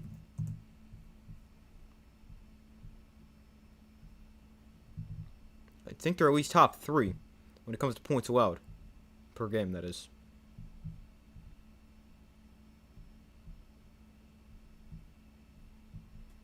Yeah, Indiana's second best in points per game. They're also second best in yards allowed per game. And they're 5th in sacks.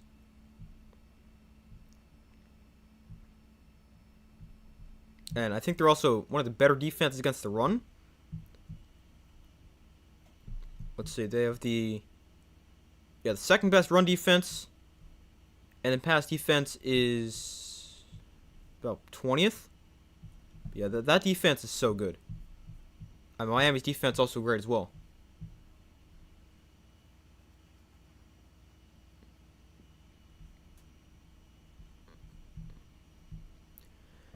But the second half should start within the next couple minutes. Indiana gets the ball. Could potentially go up 42-7. And, I mean, if that happens, I wonder if you take the starters out right there. Have to go up 42. Maybe they leave them in for a little bit longer and they wait till they get to maybe 49. Or wait a little longer to get maybe middle of the third quarter. But I think we'll see the backups for definitely a pretty good chunk of the second half. That's obviously assuming the game keeps going the way it is.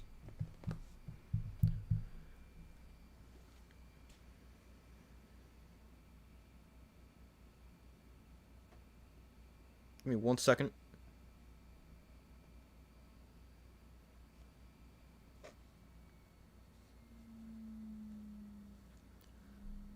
Alright, they're back from commercial here, and yeah, the second half is set to start right now. So we will See if it stays as one-sided as it's been so far, or if maybe Oregon can make it a little bit closer. The comeback's also not entirely out of the question. We saw Texas A&M come back down 27, I think that was. They did that in like the entire third quarter. So, I mean, it's possible, although the difference is they were playing South Carolina, who's not very good. And this is against Indiana, who's probably the best team in the country, by a lot. But Indiana, they've scored 4 touchdowns on their first 5 drives. And Oregon, they've turned the ball over 3 times. And all 3 times, it has led to an Indiana touchdown.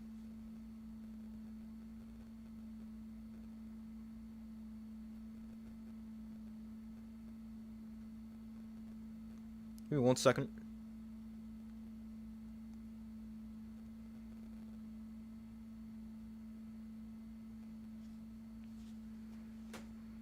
More enthusiasm. We're at halftime. How enthusiastic do you want me to get about halftime?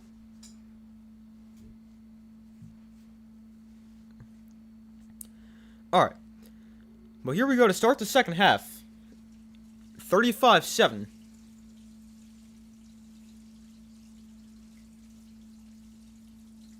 Oh, wow, how about that? Kickoff bounced in the end zone and then bounced through the uprights.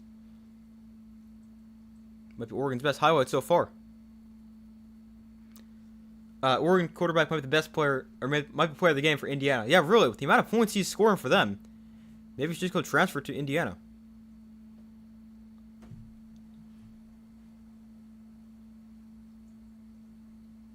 We got 3 first half turnovers, gifting him points.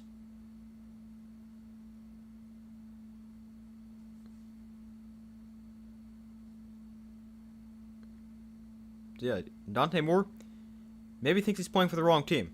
We got a flag here and a false start that'll back Indiana up 5, back to the 20-yard line. That is their second false start of the game.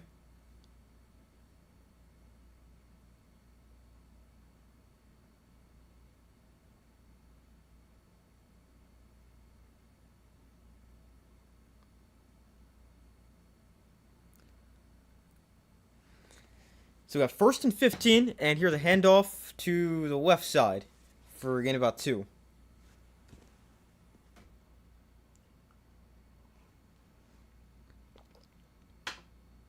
You're out here reading stats, like at least emphasize it a little bit. I mean, it's not even, it's just stats. Like, how much can I possibly have to say about stats? Your comments are hilarious. We got a 2nd and 13 here. After a 2-yard gain on first down after the false start. So Mendoza going to look to throw. Mendoza in shotgun. Now will look to throw. And Mendoza takes a shot down the field. That's called for a first down. Getting 15 to Surratt. Your comments. I get what you're saying, but I don't know. But a nice throw there from Mendoza. And a first down for Indiana.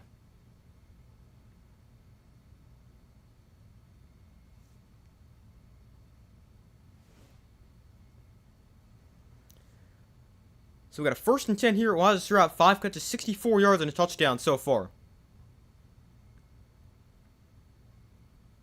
Mendoza hands off. Hemby up the middle. He's stopped at the line of scrimmage for no gain.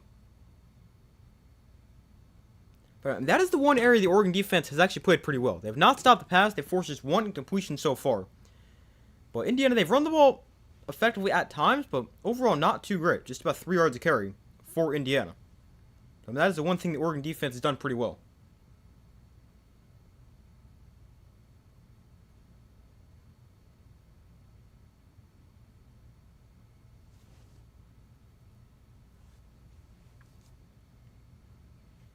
So Mendoza in shotgun, back to his right from the 39. And a look to throw.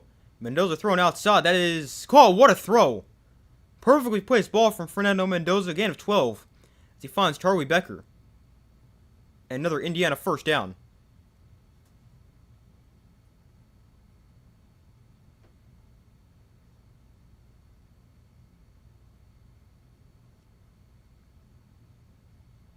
Becker now 2 catches for 48 yards and a touchdown, having 24 yards a catch.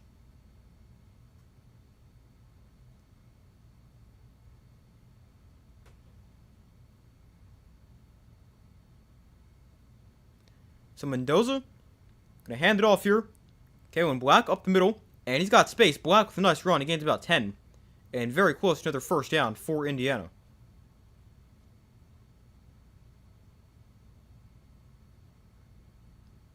And they're actually going to give him that first down. I thought it might have been a little short, but they're going to give it to him.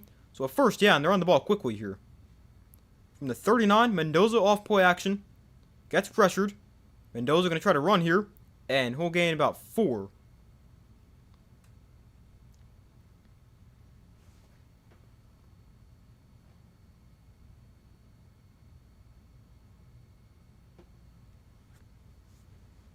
So it brings up 2nd and 6 here for Indiana. 11:40 to go in the third quarter.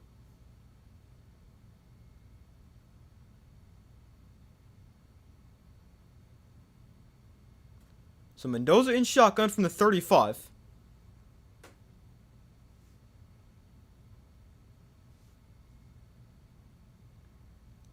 Mendoza going to hand it off here. Hemby stopped for a loss. He lost a yard, got hit hard in the backfield, and it brings up 3rd and 6.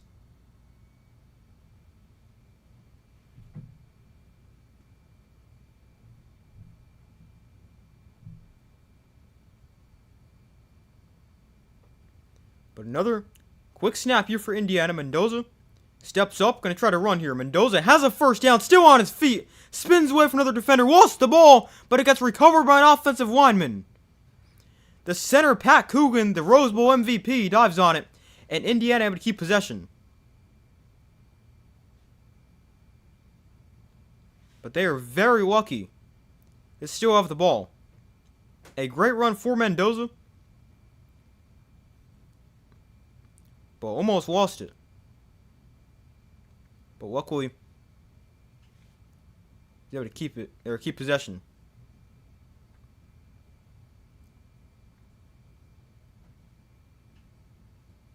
So from the 18-yard line, there's a handoff. Hemby up the middle for about a yard.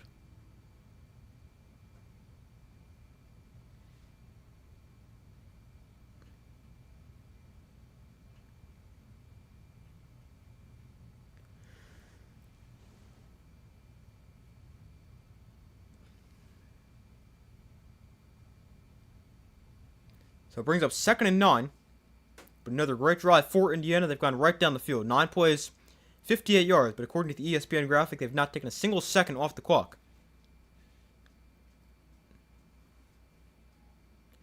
They keep it on the ground here. Hemby up the middle for about 4 yards. So it brings up 3rd and 5.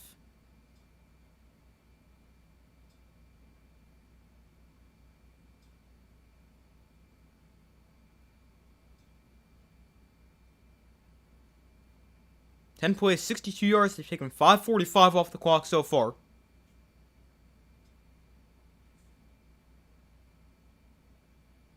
In the end, they've lost 1 fumble this year. That was on their 18th play of the season. They've got 956 snaps since they've lost a fumble. Almost lost one before. Here's another Indiana touchdown. Mendoza finds the receiver wide open up the seam, and it's about to be 42-7. Wow.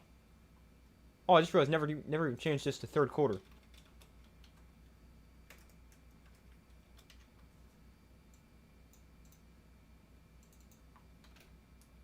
Jeez. There we go.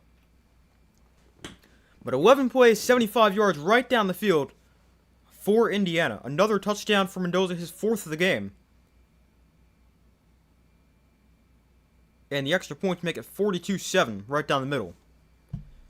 So another touchdown for Indiana. They've now scored on 5 of their 6 drives.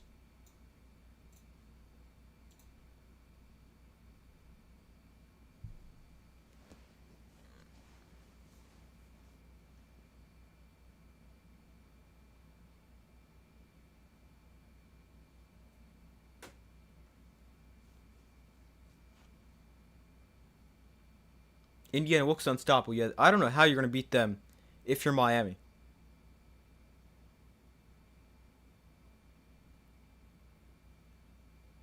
Like, I mean, I really don't know what you're gonna do if you're Miami, because their offense is built on the run. You can't run the ball against this defense. Their defensive front is great, but I mean, this offense is so balanced. They're able to do so much. They can run it, they can throw it. And this offensive line for Indiana is also really good.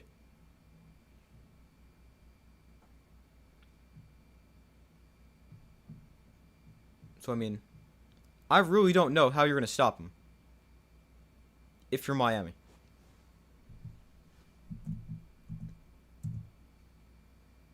I mean, Miami is at home. That was the game at Hard Rock, so that will definitely help.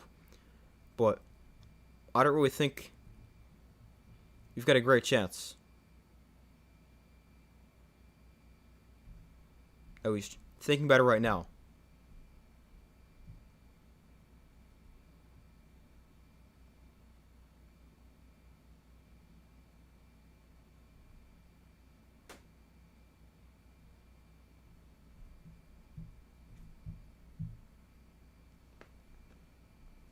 True, Miami will be in Miami. Hopefully, we'll get a better game than this. Yeah, I mean, it's not going to be hard to beat this game. But, yeah, hopefully it's closer. But, I mean, if you're Miami, watching this game, preparing for next week, or really 10 days from now, the 19th championship game's played, you really got to be thinking, how are we going to beat this team? Like, they really look unstoppable.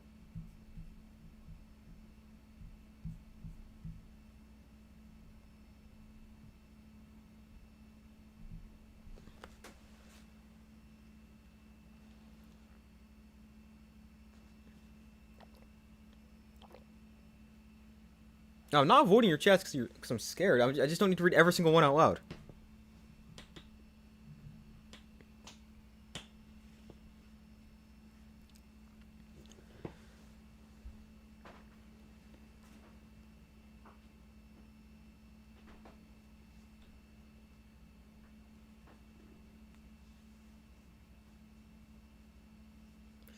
But Oregon will get the ball back for their second possession. Sorry, for their first possession in the second half. What I was trying to say. Didn't come out right, though. But we've got a...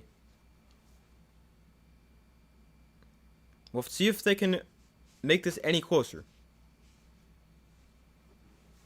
I mean, even if they get through a drive without turning the ball over, that's progress for what we saw in the first half.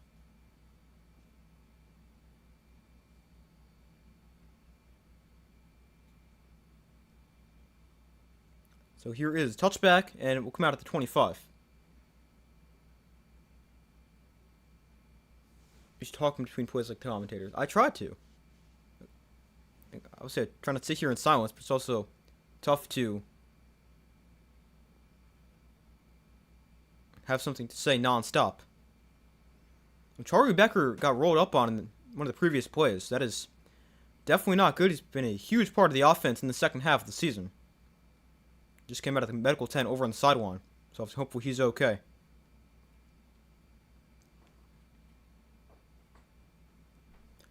So 1st and 10. Here's a toss to Hill to the right side. You got the blocker and Hill getting into the secondary. There he goes. De'Aaron Hill down the sideline inside Indiana territory. Cuts back.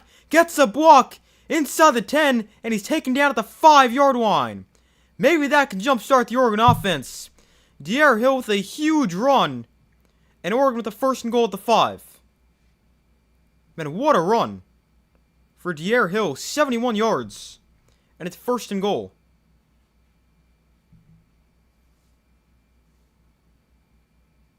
Wow. Maybe that can jumpstart the offense.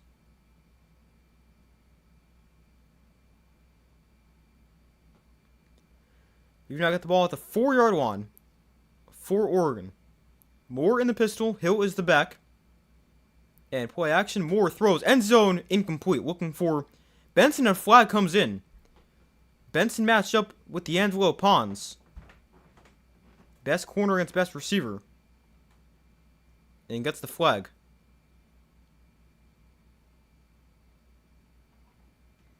So puts the ball on the 1-yard line.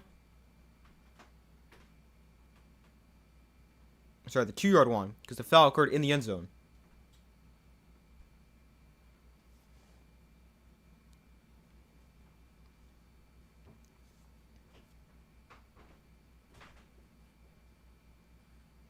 So we got 7:56 to go in the third quarter. Moore in the pistol from the 2. They bring Kenyon Sadiq in motion, and Moore turns around, hands off, and Harris is in for an Oregon touchdown. They get points for the first time since the first quarter, and they're right back in the game. Or sorry, well, that's a little bit of a stretch, but the offense does something positive. They've still got a long way to go. I did not mean to say they're right back in the game, but they get points, and it is now 42-13. They're going to go for 2 and try to make it 42-15.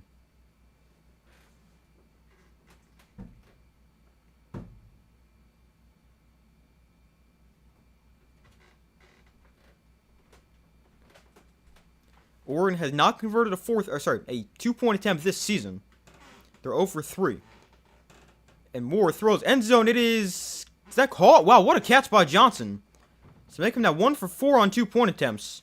As Jamari Johnson with a really nice catch on the fade.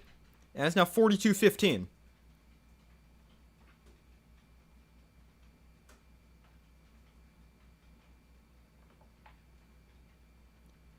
But a great drive right there for Oregon. They go right down the field, helped out by the big 71-yard run play. And it's now 42-15. As Oregon's offense finally does something besides turn the ball over.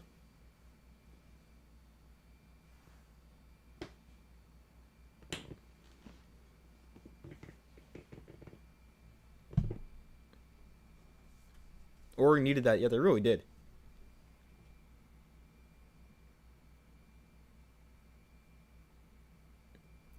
West contacting the final play of the Ole Miss game, but a call is a call.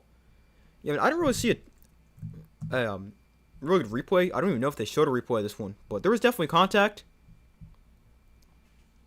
I don't know if there was enough for a flag because they didn't show it again, but probably enough. I'm not really sure though. But that was definitely an interesting call at the end of last night's game, with the non-interference called. But I know people say you can't throw a flag on a Hail Mary, but when the guy's getting tackled before he has a chance, I feel like you might need to.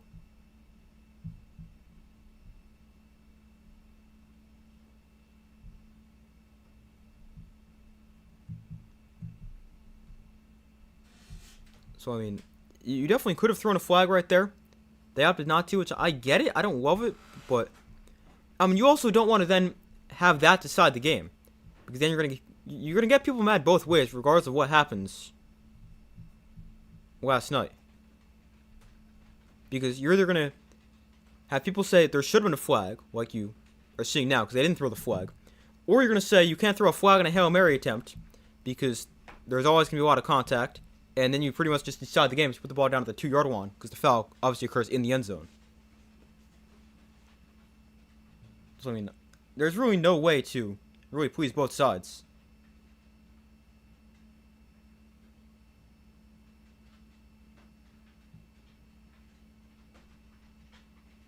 Because there's Miami fans and Ole Miss fans.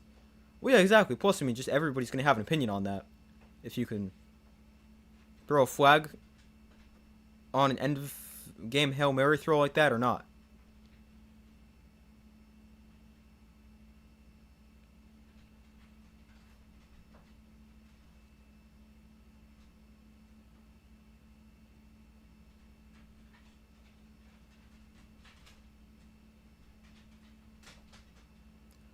So they're back from commercial, 42-15. It is now a, what is that, 27-point game? So it's still a lot for Oregon to try to come back from, but it's one step in the right direction. They need their defense to get a stop and try to get the ball back.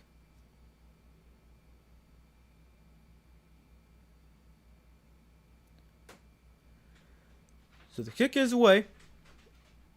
And its touchback will be brought out to the 25-yard line.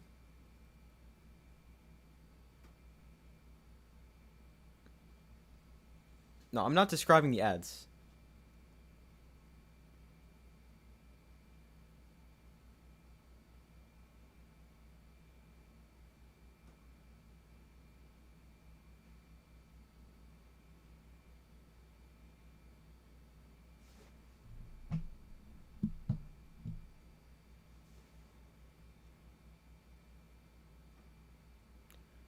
But the Indiana offense back on the field. They've scored on 5 of their 6 drives, and I think 4 straight. Here's a handoff. Here's Kalen Black breaking free. Black breaks the tackle inside Oregon territory, still on his feet. A flag is down. He's dragged down at the 15-yard line. But we'll have to see if this one stands. This one might get brought back. A flag is down. And this one will come back. A hold against Indiana. It wipes off a 62-yard run and instead backs him up 10.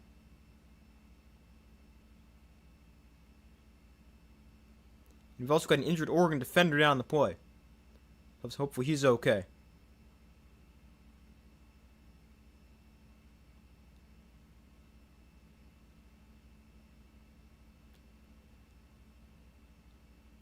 But let's see. The lineman we held him doesn't think so.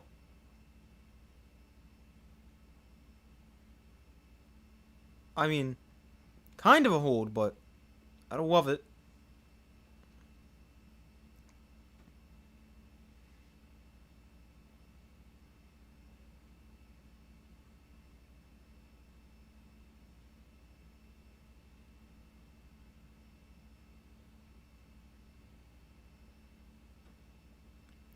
So it's 1st and 20 after the penalty.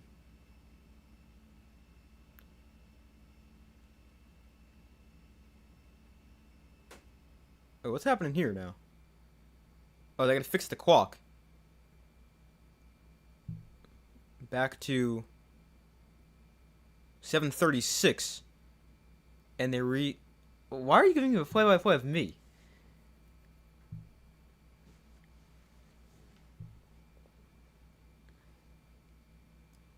They put the play clock back to 40. So they go back to the ground. Black will gain about 3 on the play.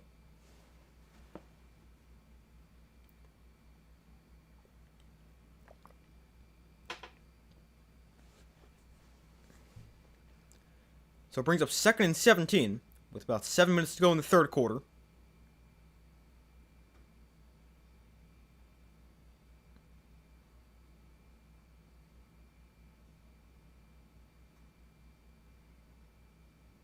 We got Indiana with 107 rushing yards, Oregon with 82. Mendoza in shotgun, going to look to throw here on 2nd and long. Mendoza, plenty of time, throws over the middle, open receiver. That pass can be caught for a gain of about 12, getting it to the 30, and makes it much more manageable 3rd down. Alright, can you stop with that, please? We don't really need that.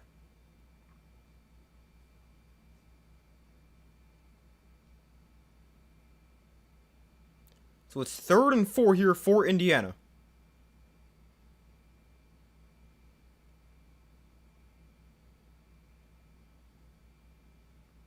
Mendoza can look to throw here. Lyman lost his helmet. Mendoza rolling right, throws to the sideline, call for a 1st down. Surratt makes the play, gain of 8 to the 39-yard line and a 1st down.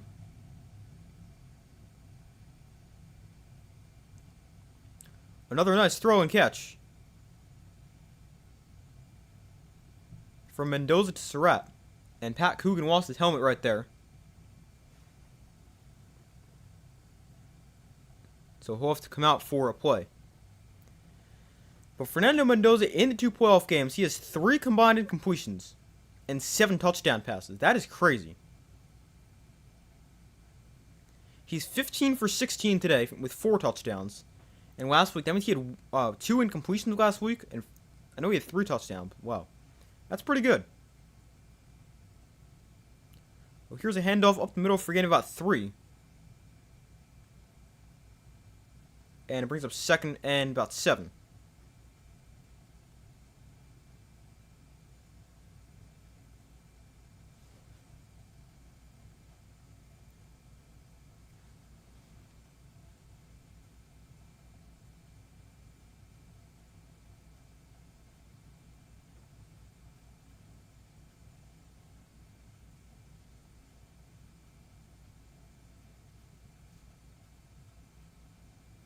So here's a handoff. Oh, wow. Kalen Black just ran somebody over. And he picks up about 4. Man, that was a violent run.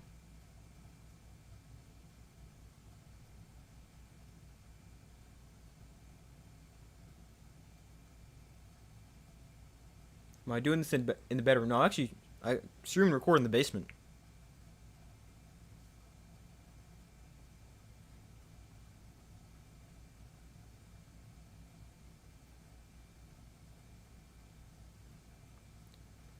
So it's 3rd and 3 here. Mendoza going to look to throw. Takes a shot deep down the field. Mendoza overthrew him. It's just his 2nd incompletion of the day. Looking for Omar Cooper. And it brings up 4th down.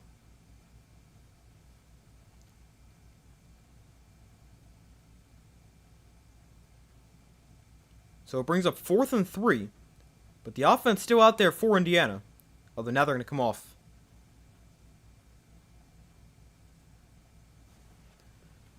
So they will punt it away. And Oregon's defense gets a stop. And maybe they're starting to build some momentum right here. And they scored a touchdown. They get a stop right here.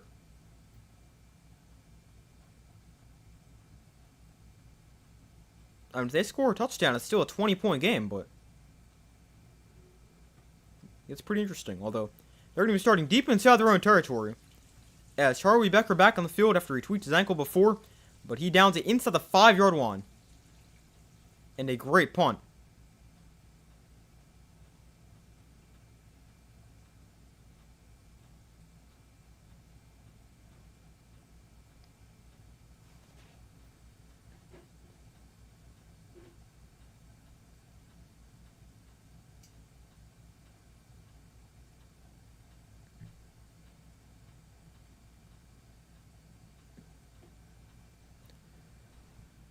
But Oregon with the football back. It's officially spotted on the... Oh no, I just closed something I didn't want to close. Alright, Oregon with the ball. 4:10 to go in the 3rd quarter. They get the ball on their own 5.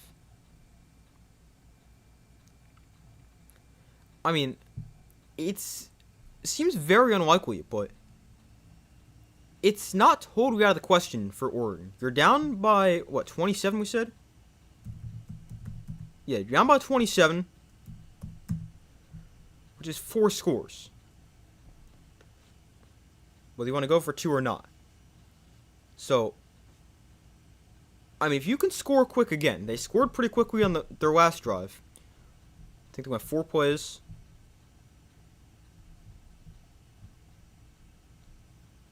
Oh, they actually went 2 plays. Technically 3 if you want to include the one where they call it pass interference. But they took just 1 minute and 2 seconds off the clock. So if they can score quick again, now obviously that's not easy to do against this defense, but if they can score quick, make it 40-22, let's put it this way. If they can make it a 2-score game by the 10-minute mark of the 4th quarter, they have a chance. I mean, it could even be after the 10-minute mark in the 4th quarter.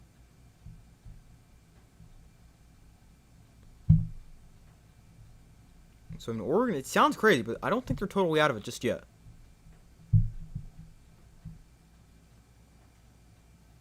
What'll after the game, right? I'm not sure. We'll have to see what time it ends and all that stuff.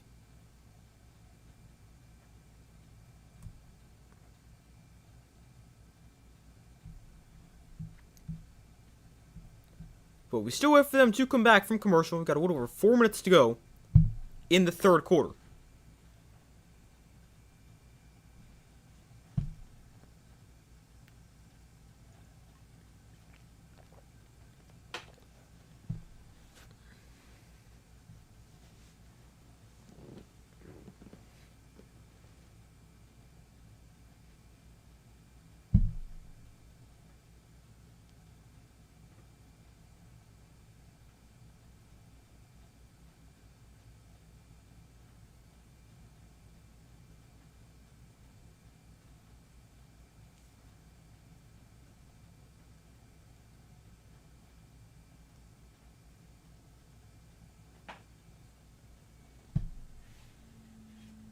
No, I'm not going to trade school.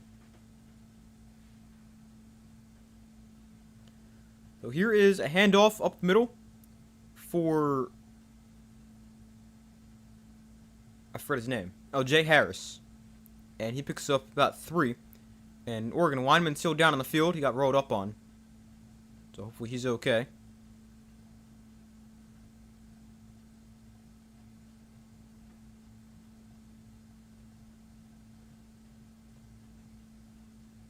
Well, maybe he's okay, because it doesn't seem like the injury team's out there.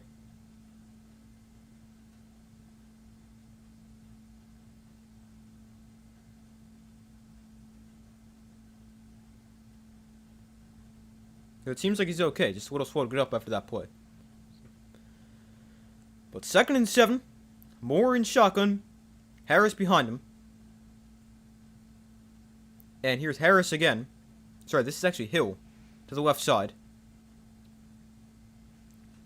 But he's got nowhere to go. Lost a yard, brings up 3rd and long for Oregon. And now a flag is down. With 3:18 to go in the 3rd quarter.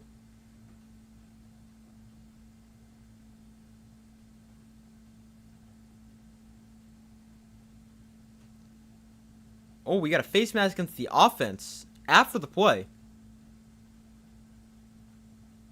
Just what they need to get backed up even further.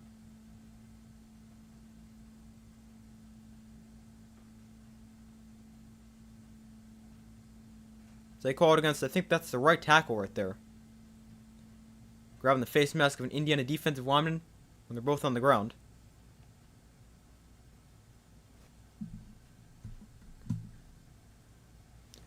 So 3rd and 11 from their own 3. Moore in shotgun, back to his right. Moore, gonna take a shot deep down the field. Receiver gets behind the defense, and it's caught. Well, what a catch! At the 46-yard line. What a catch! And a 1st down for Oregon. That is an unreal catch. Along the sideline. They probably could call interference right there. Man, what a catch by McClellan.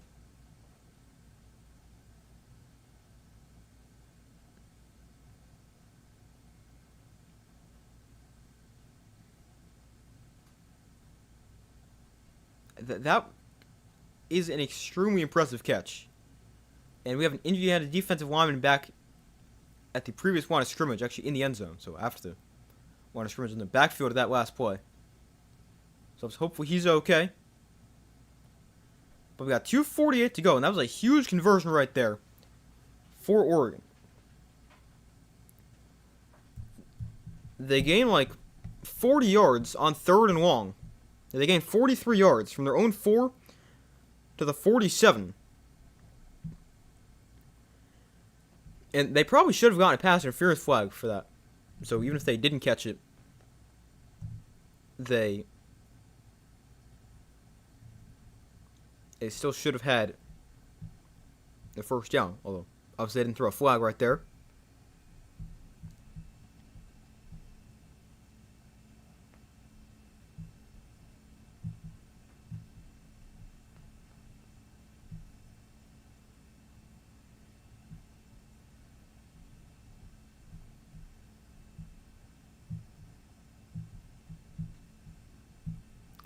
Alright, board, what can you do? Oh, I have no idea.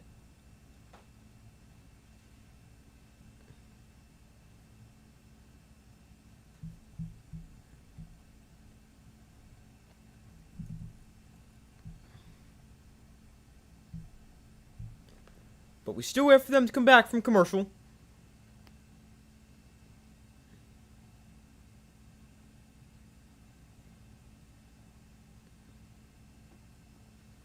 What do I do when I'm bored? I don't know. Watch YouTube. Work on video. Something. Really what I do when I have nothing to do, I should work on a video, but I end up watching YouTube. That's what I usually do.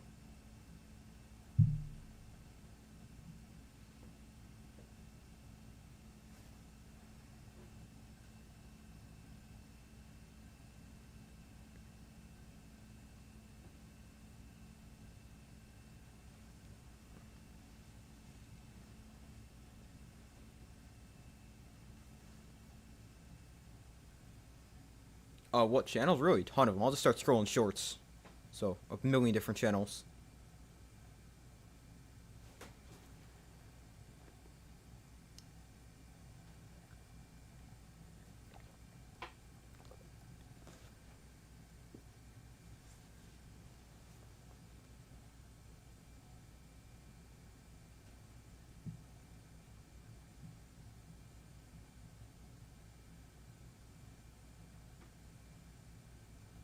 Indiana outgetting Oregon 286 to 239.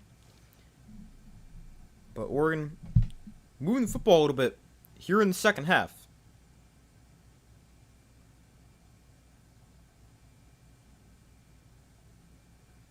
So 1st and 10 from the 47. Moore throws the outside for Moore. And Corey Moore, weaving his way through defenders, has a first down to the 40-yard line.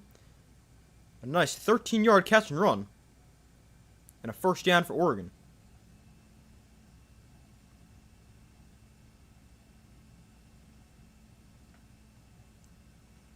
Oregon on the ball fast. Dante Moore throws down the field. It is high and out of bounds, looking for Kenyon Sadiq. It brings up 2nd and 10.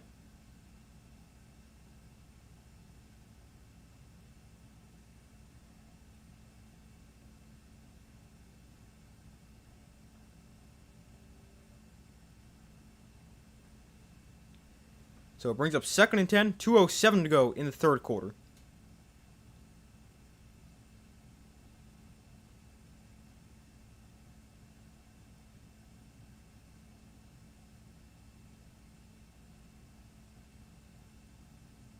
Moore under center from the 40. And here's a handoff. Harris to the right side, and he's going to gain just a yard. Not much space.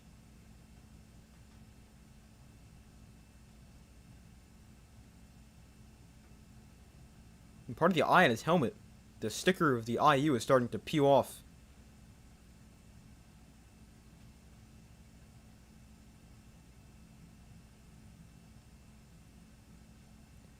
So 3rd and 9, Moore in shotgun from the 39. Minute 34 to go in the third quarter.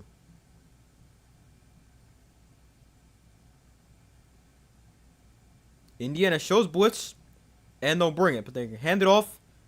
Hill up the middle, he's close to a first down. He gets 8, which is a yard short. But now that puts you in a much more manageable situation here.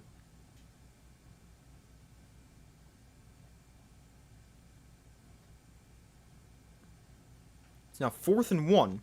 And it looks like De'Ara Hill actually might have hurt himself on that pass play.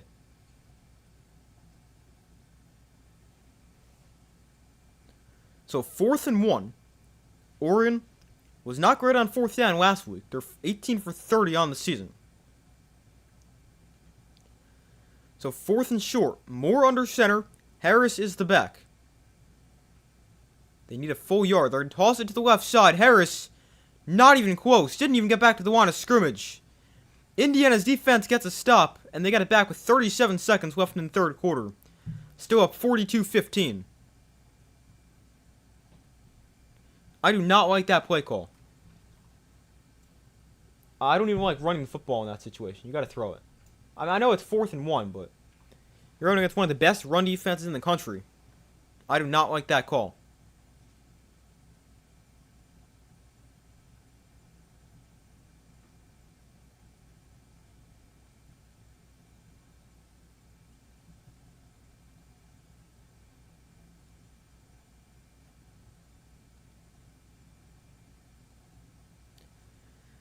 So a first down here for Indiana at their own 33, I think that is.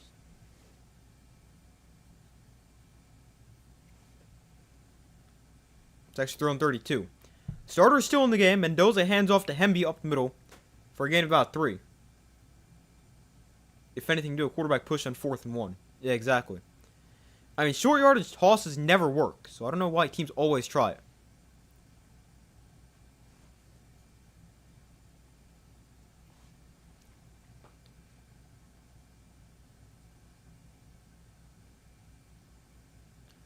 But Indiana's going to take it to the fourth quarter, leading 42-15. And they'll have a 2nd and 7 as the first play of the fourth quarter.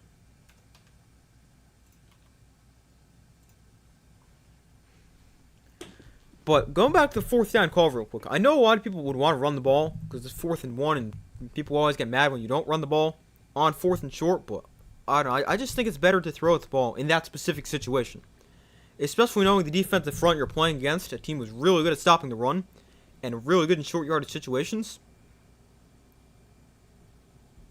And you've also thrown the ball pretty effectively on that drive. So I think it makes the most sense to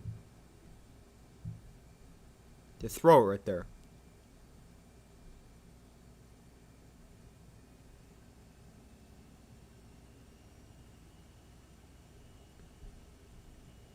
But obviously Oregon decides to run it, and it does not work out.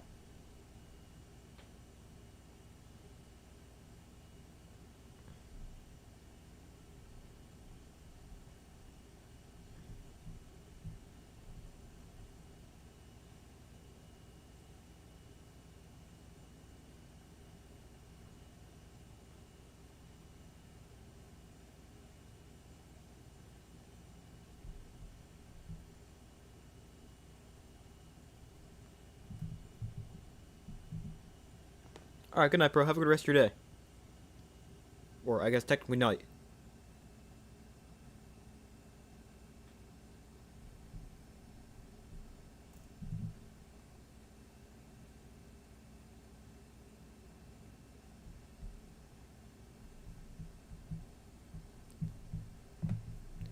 But we go to the fourth quarter, 42-15, Indiana leads. Indiana outgetting Oregon 289 to 280, despite leading by 27 points. Mendoza's thrown for 172 and 4 touchdowns. And that's what he's done all year. He doesn't have a ton of yards, but he's got a lot of touchdowns because he's had several games where he hasn't really thrown for an insane amount of yards, but a lot of touchdowns. Like 168 yards with 3 touchdowns against UCLA. He threw for 2 touchdowns and 233 yards against Iowa. He had 4 touchdowns and 245 against Kennesaw State. Kind of done that quite a bit. I'm not leaving, just saying goodnight. Oh, okay.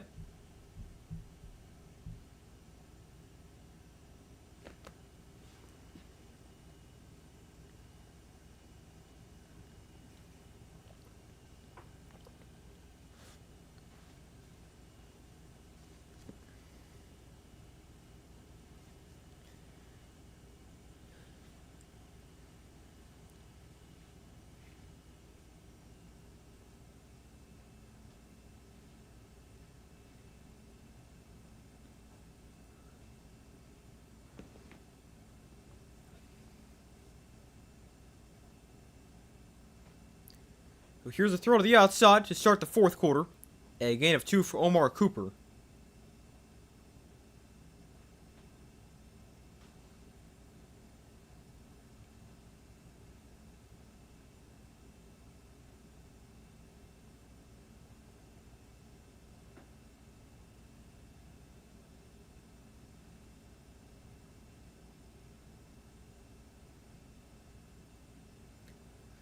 So wait.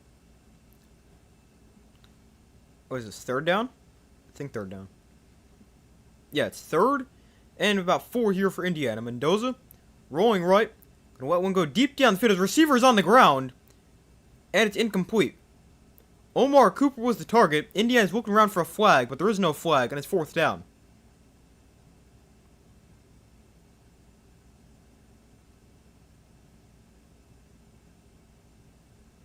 I mean, I'd like to see a replay of this. I mean, maybe they just got tangled up, but the receiver was on the ground.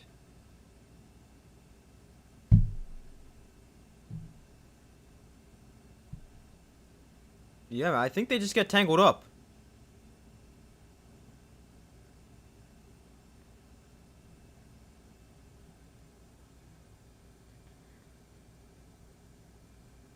So, the Oregon defense gets a stop. They punt it away. And here's the return from Malik Benson from the 19. Trying to turn the corner. Benson makes the guy miss. Unable to get the edge, and he's out of bounds at 29. Flag's also down in the return. So we'll see what that is. Probably a hold. or a block in the back, something like that.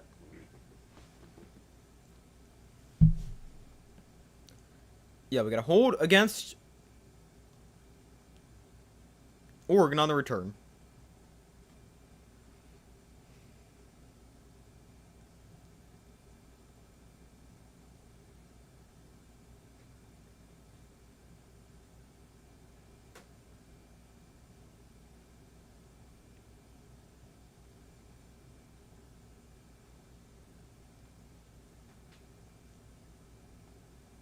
Yes, I'm tired.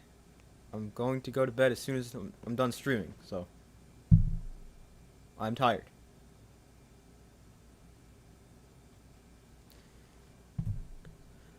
But they go to commercial here.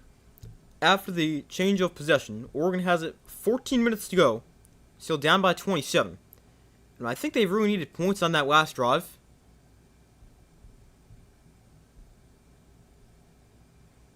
But ended up turning it over on downs.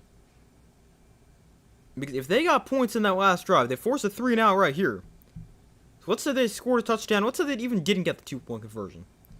So it's 42-21. You're talking about a 21-point game. Getting it back with 14 minutes left. I mean, that'd be pretty doable. Now a 4-score game in 14 minutes, that seems kind of unlikely. I think they really needed points on that last drive to have a chance. No sweep stream. No, I'm not sweeping on the stream. I don't know who would watch that.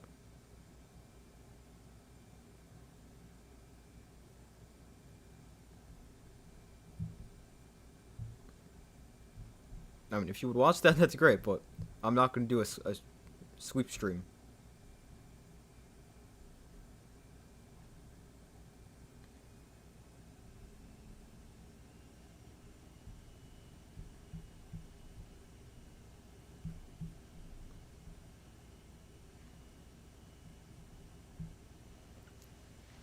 But we still wait for them to come back from commercial. 42-15, Oregon gets it back, 14 minutes to go. But they're going to get a lot of points very quickly. And I also just don't know if there's enough time for them to get the ball back 4 times without forcing turnovers. They might really need to force a couple.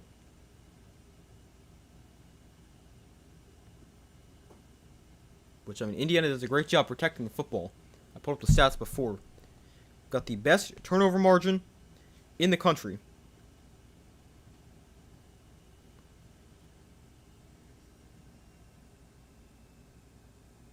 They've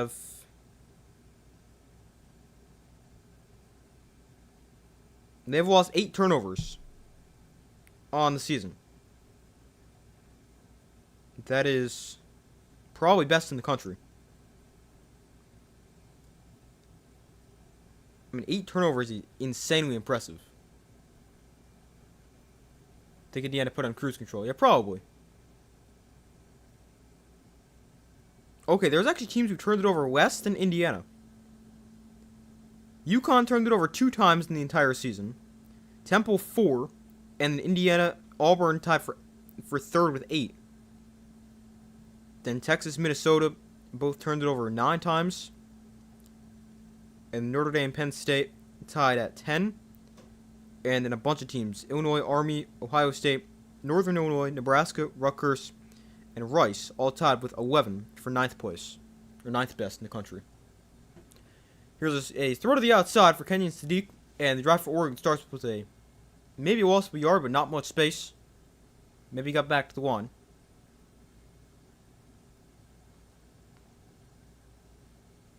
Now they're going to say he lost a yard. So Moore throws the flat again. This time the other tight end, Johnson, makes the catch, and he lunges ahead for 5 yards, getting it to the 19.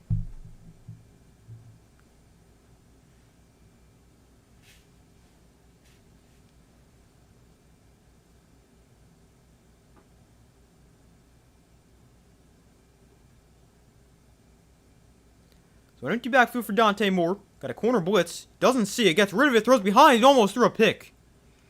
He threw it behind Jamari Johnson and nearly threw a pick. But it brings up 4th and 6. And you got to go for it. If they punt this, they're giving up.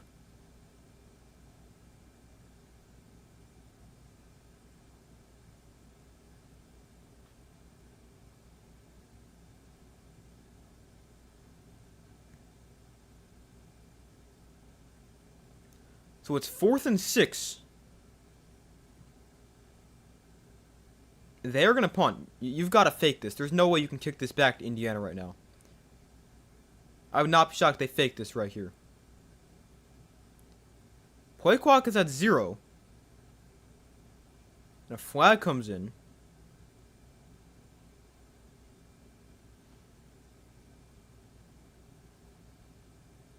So that'll back him up 5. I mean, you got to go for it. You cannot punt this away. I mean, maybe they've already said, you know, we've lost, we'll just accept that, but I mean, still just go for it. At that point, you've got literally nothing to lose. So it's 4th and 11. And the punt gets blocked. It gets blocked. It's recovered at the 10-yard line. And Indiana brings it back to the 6.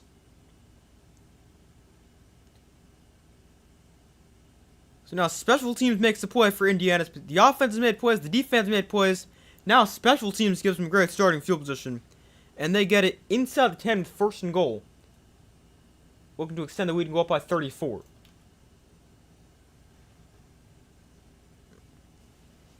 See, so I mean, even if you go for it, you've still got... And you don't get it. I mean, it's the exact same spot where Indiana will get the football.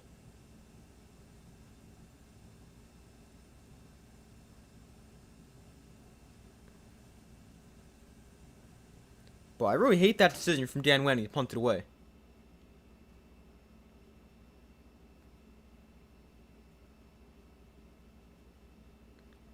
So Mendoza, gonna hand it off here. Hemby is taking down a gain of 2, getting down to the 5-yard line.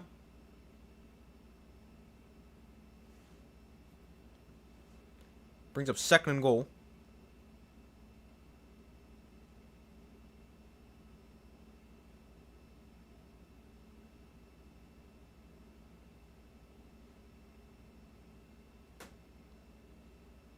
$12:35 to go in the 4th quarter.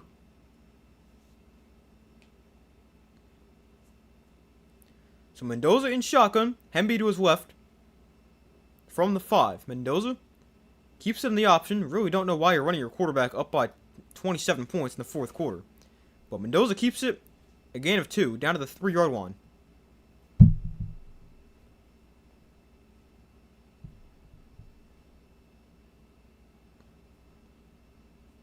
Really don't think there's any point in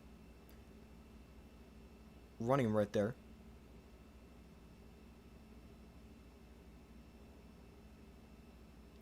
So it's 3rd and goal.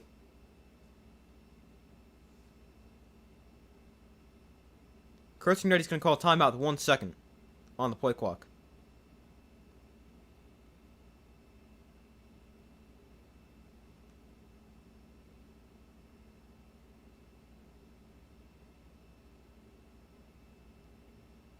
I don't think Mendoza could hear the play. We saw them have problems with that last week against Indiana. Last week against Alabama early in the game. I think that could have been the problem right there again. But they call timeout. The first one spent by either side here in the 2nd half.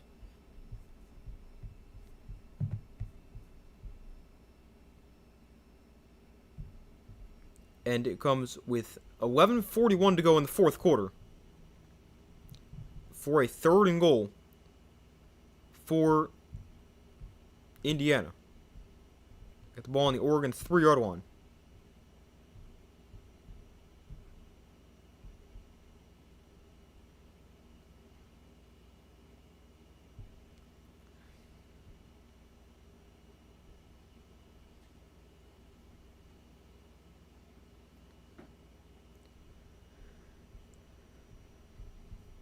But we wait for them to come back from commercial.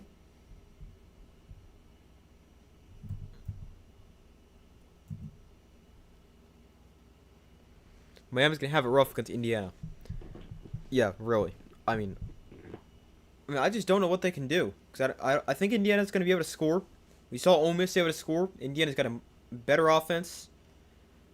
Even though I think Ole Miss is very good offensively. I think Indiana a little bit better. Although, I mean, it is close. Like,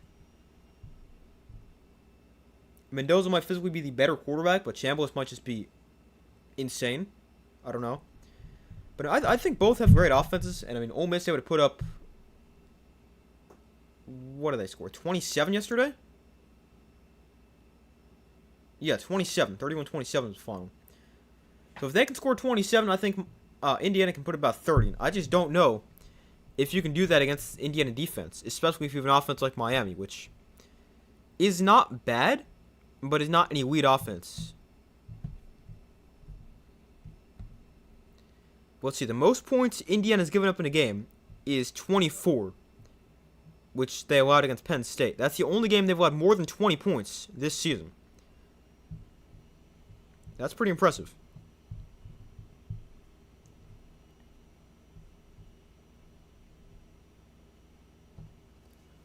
But it's 3rd and goal here for Indiana. Dan Lanning in his career at Mercedes-Benz Stadium as Oregon head coach. He's been outscored 91-18 in 2 games. He lost, I believe, 49-3 against Georgia in his first head coaching game. And now here he's down 42-15 in the Peach Bowl. So maybe he just is not like this stadium.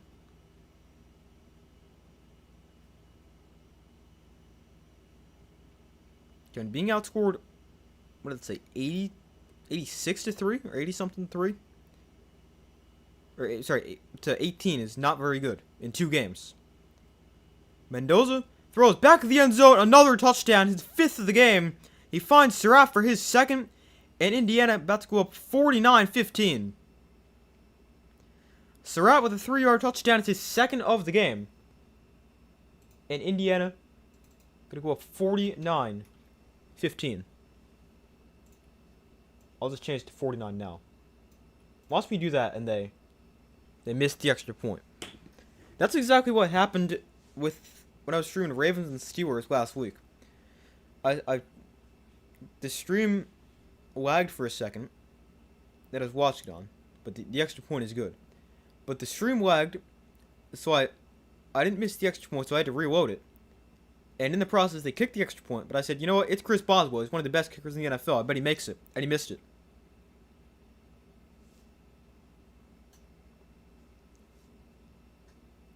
Mendoza tonight should be done. Yeah, I'd agree. You're up by...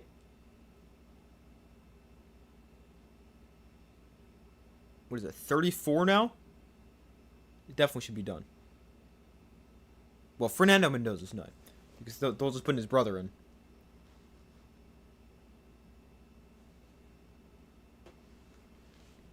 That's what they've done all year. Fernando Mendoza's gotten him up big, and then his brother Alberto's gotten him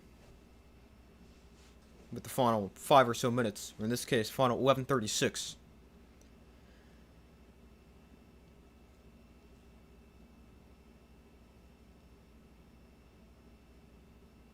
So the kickoff is away, and a touchback will be brought up to 25.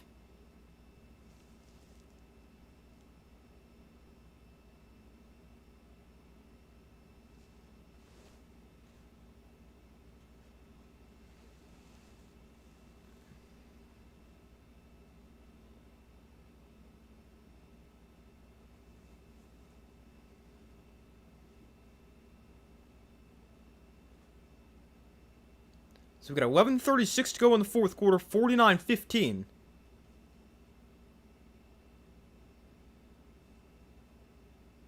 Moore, off play action, sets up the screen for Kenyon Sadiq, who's going to lose 2. Had nowhere to go. And it brings up 2nd and 12.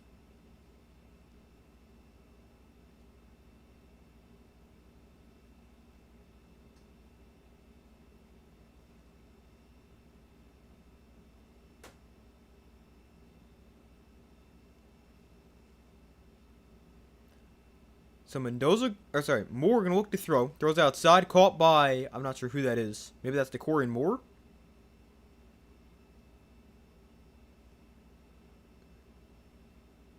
But whoever it is, gained about a yard. I'm not sure I'm gonna do Weddle tonight. I might just go to bed as soon as I'm done. Because I'm pretty tired, but we'll see.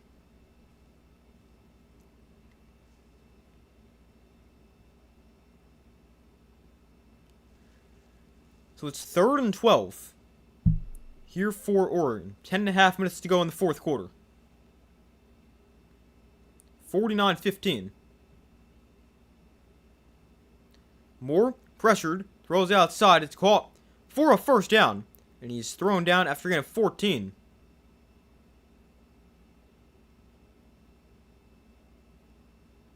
We reach 10 minutes to go. The Corey and Moore with the catch right there.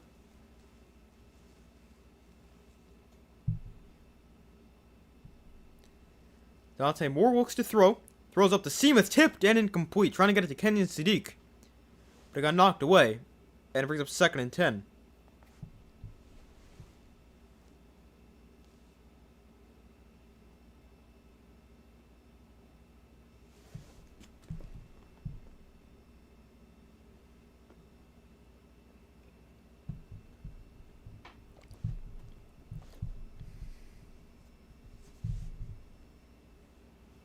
Well, they're actually comparing LSU in 2019 to this year's Indiana team. Both will be 14-0 after this year. Have a Heisman winning quarterback, and Indiana is actually winning their games by more points. Although they've played a much easier schedule. Here's a throw to Sadiq in the flat. He's got a nice run about 20 yards after the catch. And a first down. But yeah, I've seen that debate on Twitter as this game's gone on. Indiana, assuming they win the national championship, or LSU in 2019. It's really interesting because, I mean, LSU's got the better offense. I don't really think it's a question about that. But this Indiana defense is that good. They could stop them a little bit. I'd still say LSU's got the advantage, though. Dante Moore gets outside the pocket here and just throws it away. It brings up 2nd and 10.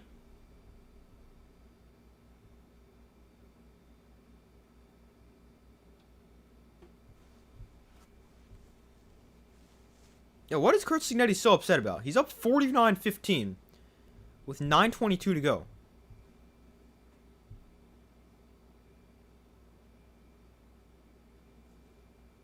But I mean, that is Kurt Signetti.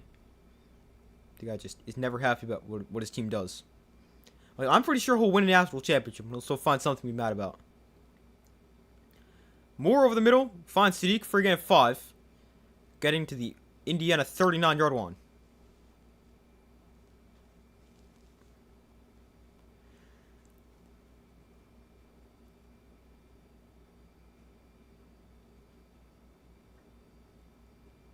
Job's not finished. Job finished. I don't think so. Kobe. Yeah, I mean, I guess that's the Kurt Signetti mentality as well.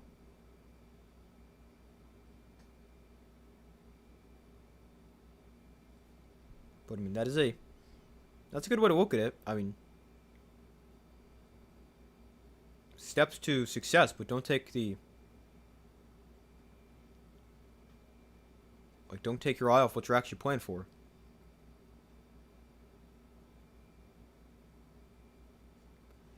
But Oregon calls timeout right here. Play clock winding down for this 3rd and 4.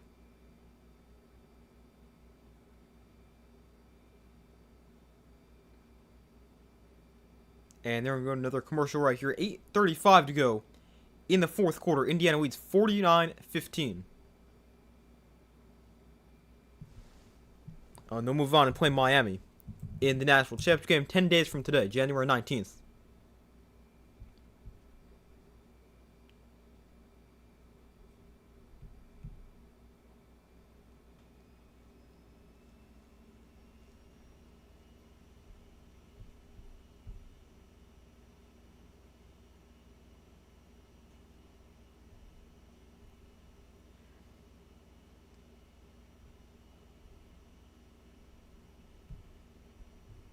Give me 1 second.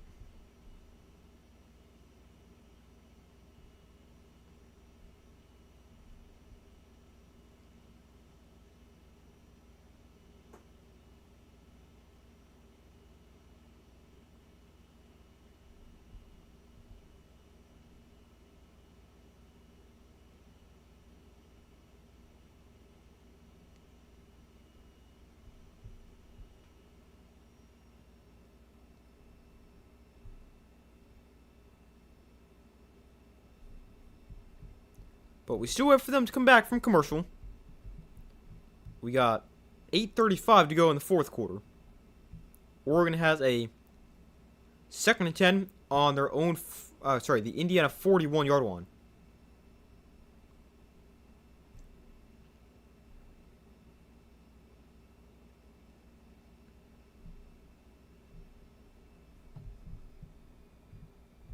Definitely not think this game would be that one-sided. Definitely thought we'd see a much closer game. I always thought there was potential for a blowout, and I actually thought about that when I was making my video the other day.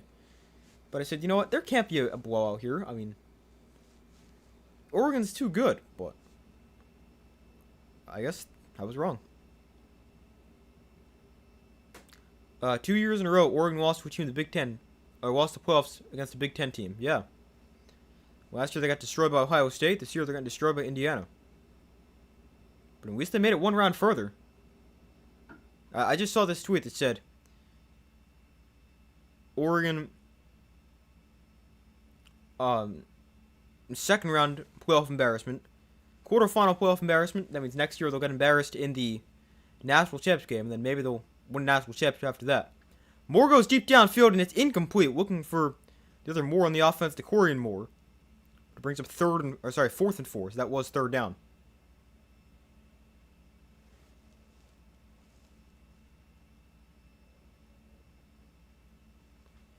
So 4th and 4, 8:28 to go in the 4th quarter. Fernando Mendoza threw for just 177 yards but 5 touchdowns, and he's the 4th player in college football playoff history with 5 passing touchdowns in a game.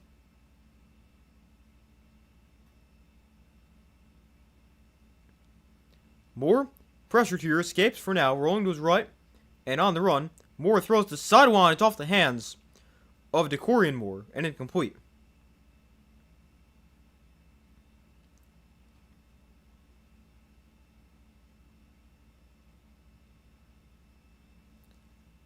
So we got a 2nd and 10. Oh, sorry, that was 4th down. I'm not even paying attention to that. So it's now Indiana football after the turnover on downs.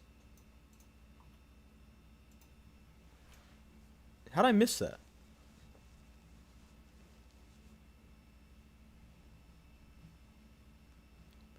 But it's now Indiana football, 8:20 to go in the 4th quarter.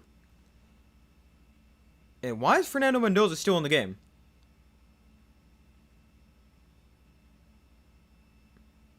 So Mendoza hands off. And a bounce outside, break a tackle, has space in a 1st down, gain of 11. My eyes are barely open. I think my eyes are the same amount open as they usually are.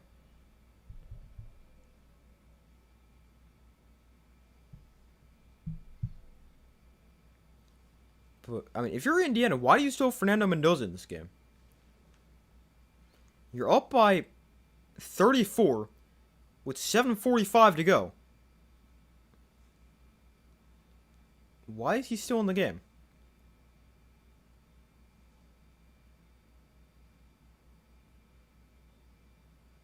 Another handoff, and again, a bounce outside, turn the corner, down the sideline, he's stripped up at the 30-yard line. But another 1st down and a big run there for Indiana.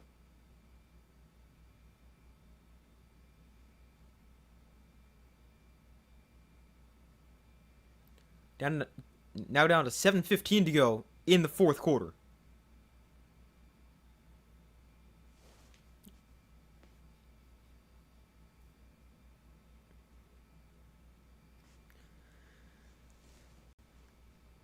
Agree, play backups. Yeah, I mean, there's just no reason to keep your starters in right here. Especially someone like Fernando Mendoza, who just so happens to be the Heisman winner and the key to your entire offense. I mean, he's not doing anything too hard right here. He's just handing the ball off, but I'm pretty sure anybody can do that. But here's the thing that makes no sense. They don't have either Hemby or Black in the game. They've got backup running backs in there. But they've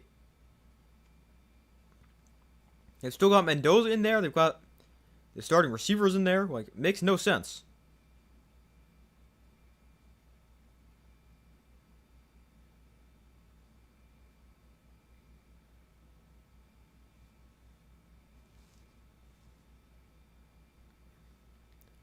So from the 26-yard line, Mendoza, again, hands off, left side, trying to turn the corner, and he'll gain about 2, maybe 3, as we hit the 6-minute mark here in the fourth quarter.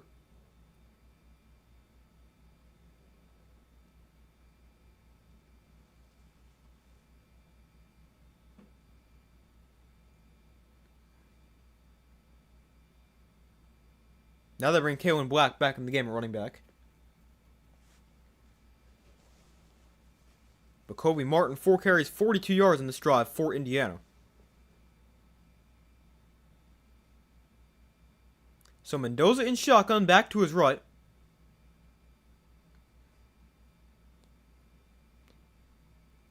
And here's a handoff. Black up the middle. He will score. Touchdown, Indiana. Another touchdown, this time on the ground. And they've hit 55, about to 56. Wow. I'm talking about dominating. 23-yard touchdown for Kalen Black. 5 plays, 65 yards. 3:07 off the clock. Another touchdown drive for Indiana.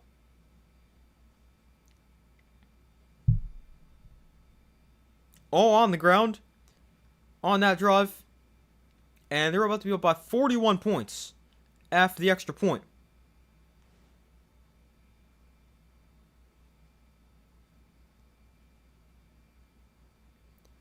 So it's up and good. So 56-15. That is a crazy score.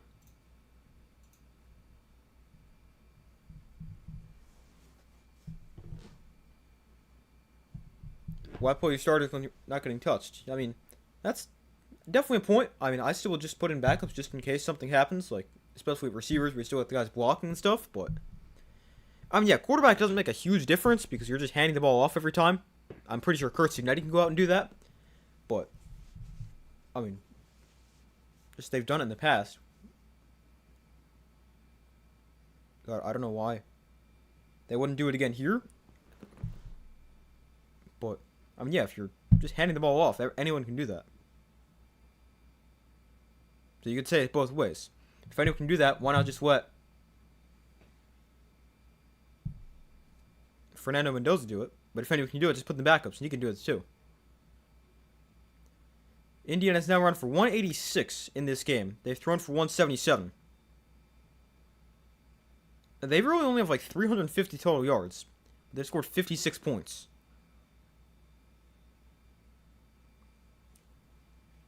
And that is what happens when you get insane starting field position on 4 drives.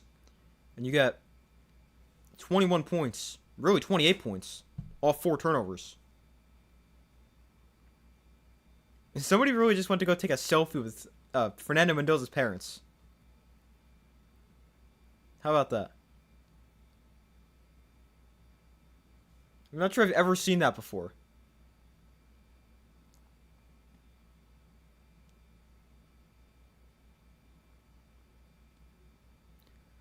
Moore throws outside, caught for a gain of about 14. He finds McClellan at the 39. 5:05 to go.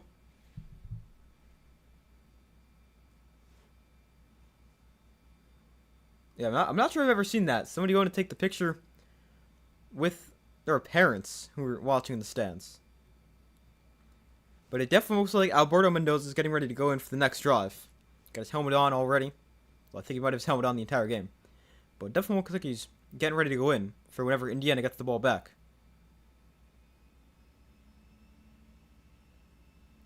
Here's a throw to the outside, incomplete. Just threw it away. Brings up 2nd and 10, 4:31 to go.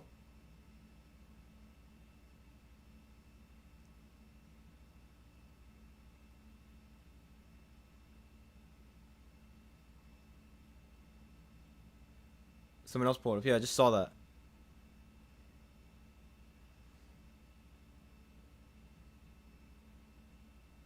Here's a throw to the outside for McClellan on the screen. And he'll gain about 9 yards. 8 or 9 yards. Brings up 3rd and short.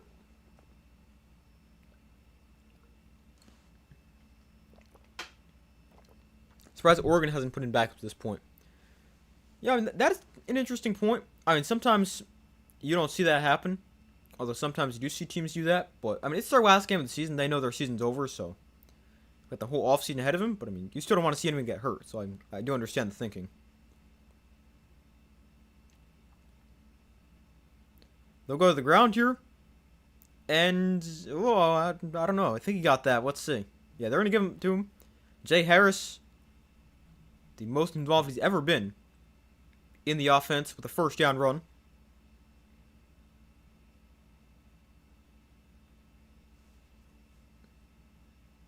Three and a half minutes to go.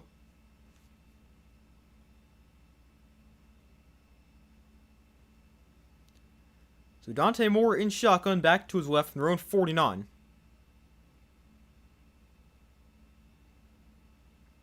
Moore, backpedaling, and it just throws it away. When the game's usually gone, usually the backup's going to get the experience. Yeah, I guess that's true. Let them get some experience here. That's a decent point. Right, good point, actually.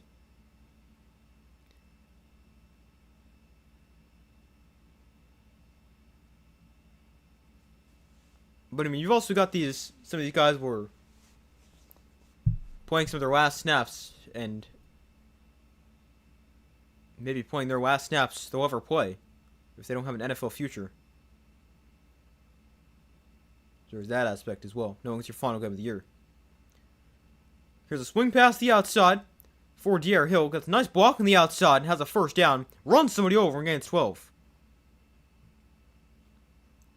3 minutes to go. First down for Oregon.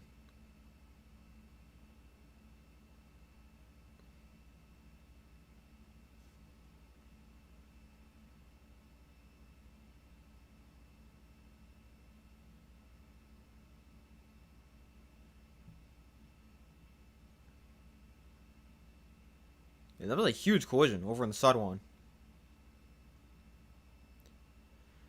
So Moore looks to throw once again. Throws downfield. That either went too high or right through the hands of their receiver. Could not tell. But it brings up 2nd and 10. 2:28 to go in the fourth quarter. That would have been hospital pass if accurate, yeah.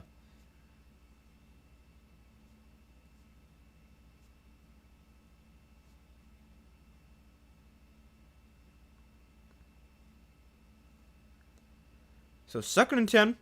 Moore in shotgun, back to his left. From the 40. Here's a flip forward to McClellan, and he stopped for a loss of a yard. Another good play by the Indiana defense, and it's 3rd and 11. Maybe even 3rd and 12. But we're about to reach the 2-minute warning here.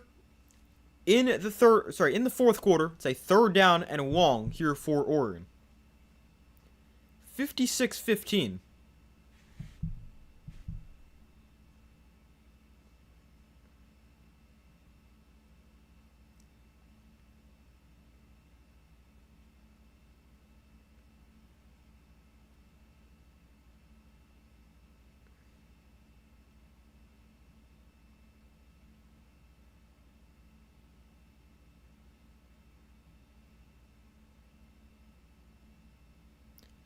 But it's 56-15. Oregon with the football at the 2-minute warning here in the fourth quarter. Indiana on their way to playing Miami in Miami for the national championship game. I wonder if that's the first time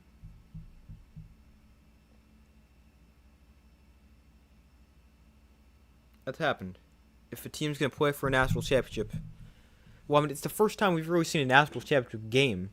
Because in the past, it hasn't been a game. It was before the BCS era, that is. I'll look it up anyway.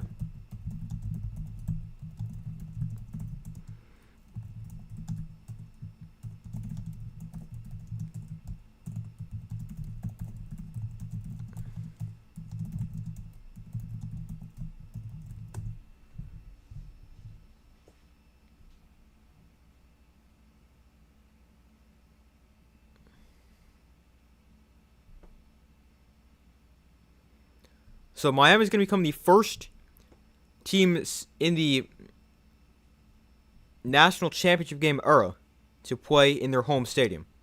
Which makes a lot of sense because you always see these games played at technically neutral sites.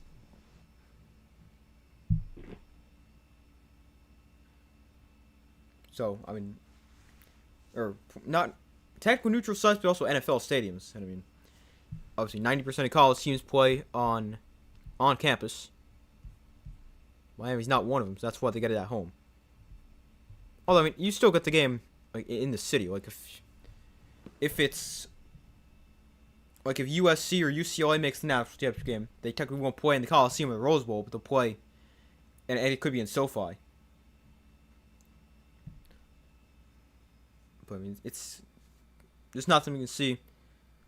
Or it's the same physical stadium they play in for home games and the title game.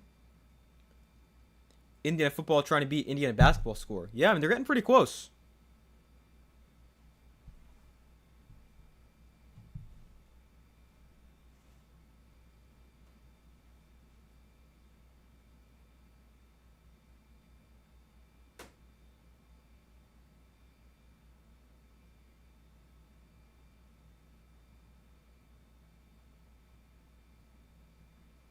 So 3rd and 12.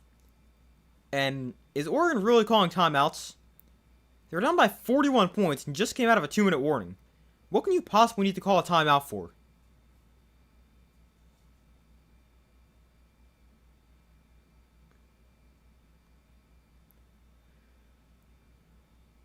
I'm not sure why you're calling timeout right there. It's 3rd and 12 and you just had the 2-minute warning. But Oregon calls timeout.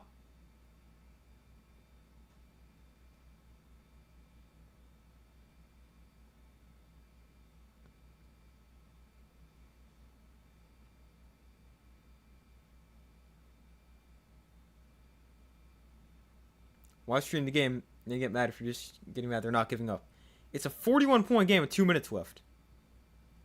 They're not going to win. Here, Johnson with a nice play, though. He doesn't think the game's over. Inside the 10, Johnson down the sideline. Dragged down inside the 5 at the 2-yard line. A nice catch and run right there for Jamari Johnson. Had a touchdown before. Almost had one right there.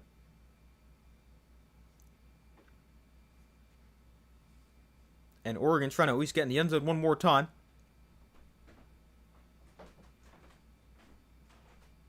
Oh, Johnson actually got his face mask grabbed right there.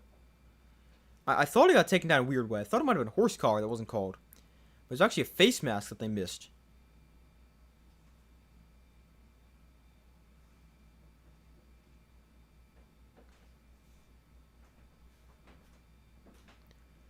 So it's 1st and goal from the 2.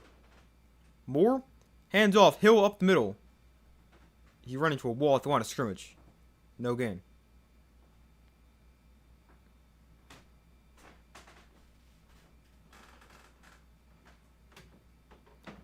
So it brings up 2nd and goal here, minute 5 to go in the 4th quarter.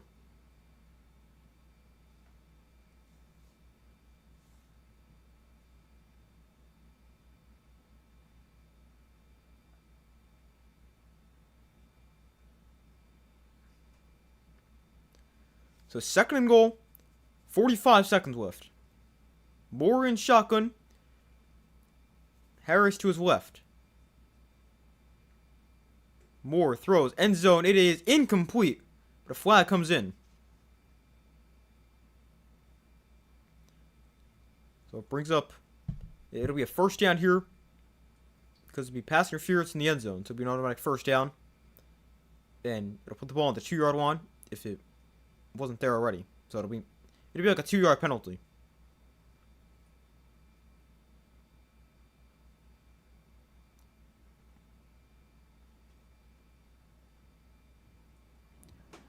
So it's 1st and goal after the penalty. 34 seconds left.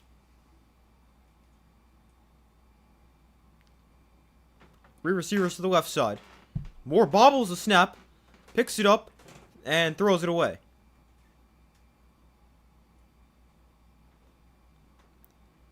So it brings up 2nd and goal with 29 seconds left.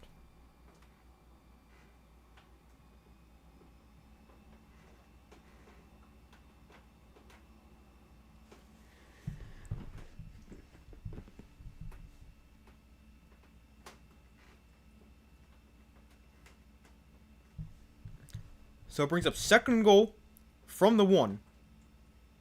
Why's the ball on the 1? I thought pass interference put the ball on the 2 if it was in the end zone. I'm not sure. But second and goal from the 1. Moore. Hey. Oh, wow.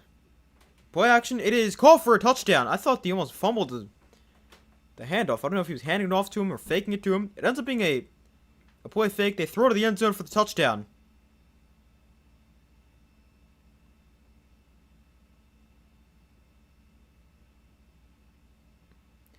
And it is 56-21.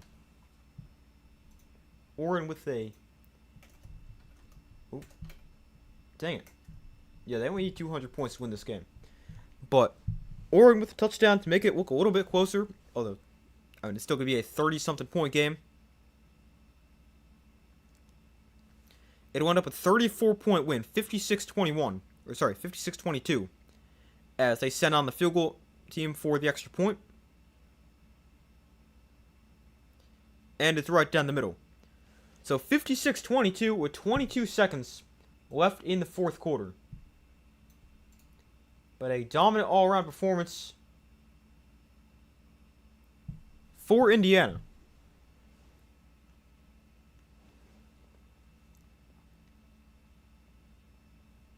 You got the prediction correct.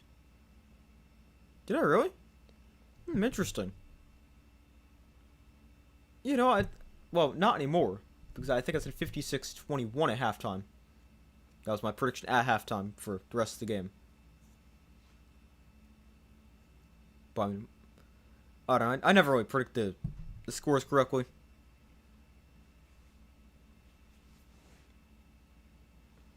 I mean, that's hard to do. So, I just try to get the winners right.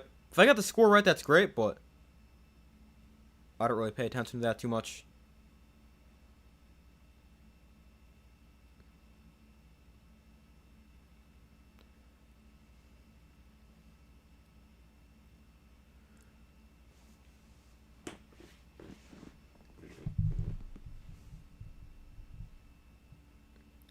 So the kick is away, and a touchback, and one more kneel down, or one kneel down will do it for Indiana.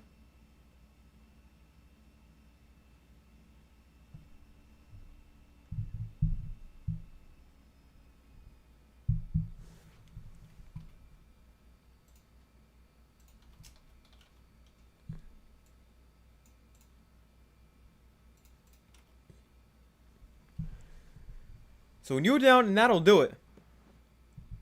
Final score 56-22. Indiana wins. And they advance. They win the Peach Bowl as Mendoza takes a knee. And they will play Miami in the national championship game.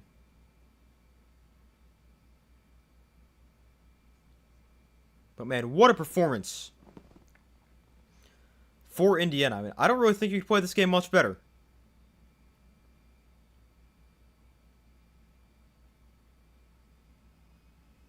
But Indiana, they beat Oregon for the second time this season.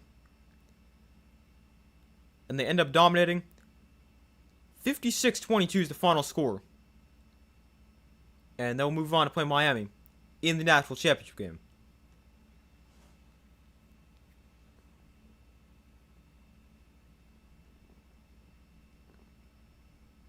Another great stream. Thanks. I'm glad you enjoyed it. I'll be streaming the first 3 NFL playoff games as well. So I'll be streaming both games tomorrow, 4:30 and 8, as well as the 1 o'clock game on Sunday. That's Bills Jaguars. All right, Weddle time takes 3 minutes. All right, I'll do one real quick.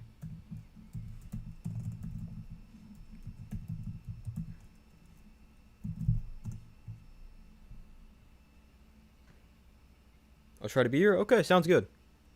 Have a good rest of your day.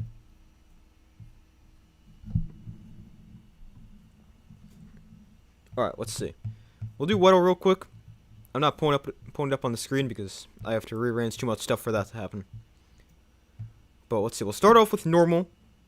And we'll just guess somebody random. We'll go Quinn Ewers. I just rolled and somebody I found. Alright, so it's a 22-year-old. We know that. Plays in the AFC, not a quarterback, and he's either 6'1 or 6'2. Alright, so I'm thinking a running back. Because a receiver is probably not going to be that tall. Or not that short. I mean, it's possible, but not too likely. Plays in the AFC, not a quarterback.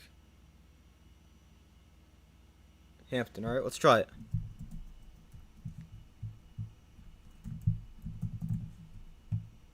It is Amari Hampton. That's pretty good. Alright, let's try hard mode real quick, and then that'll be it. Alright, again, I'm just going to scroll through and find a very random player. Let's go Kevin Austin, Notre Dame legend. Wow, okay, that's a pretty good first guess. He plays in the NFC South, and he's 6'2". So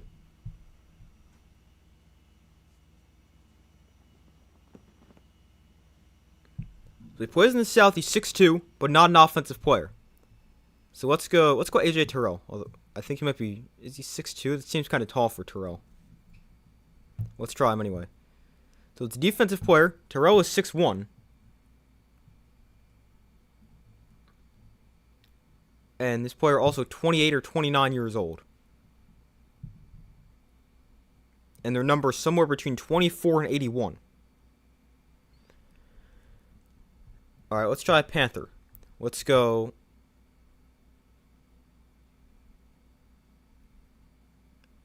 I'm trying to think of a Panther safety. Who? I feel like they have an older safety. I might be making that up. Dante Jackson. Is he on the Panthers? No, he's not. He's on the Chargers. Alright, that's a wasted guess. But we still know it's a defensive player in the South that is 6'2" and 28 or 29. So they're on their second contract most likely if they're a good player. I'm thinking lineman. No, maybe not. Probably a linebacker because they're not going to. Linemen will wear higher than 81. All right, let's see. Linebacker. Let's go. I don't know any Panthers linebackers.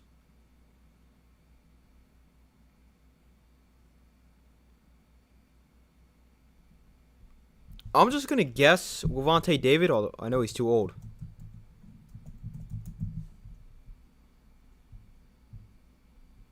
So yeah, it's a linebacker for the Panthers.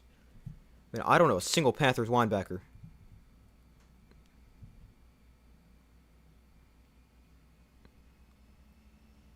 But he wears 55 or 56 for the Panthers. Man, I got no idea.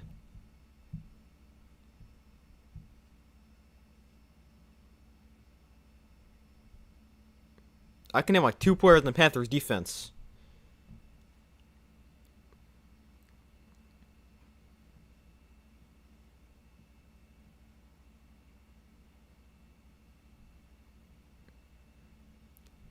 I mean, I got no idea here. I'm going to have to look this one up.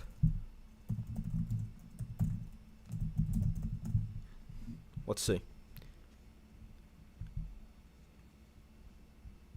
Panther linebacker, wears 56. I got no idea on this one. 56.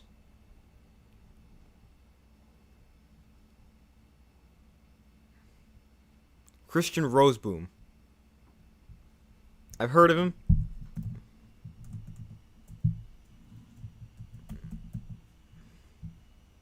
Yeah, he's the guy it ends up being. I've heard of him, but there's no way I was getting that.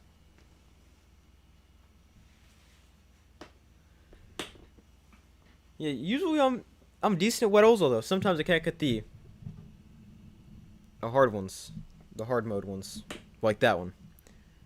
All right, but yeah, that's where I'm gonna end this stream.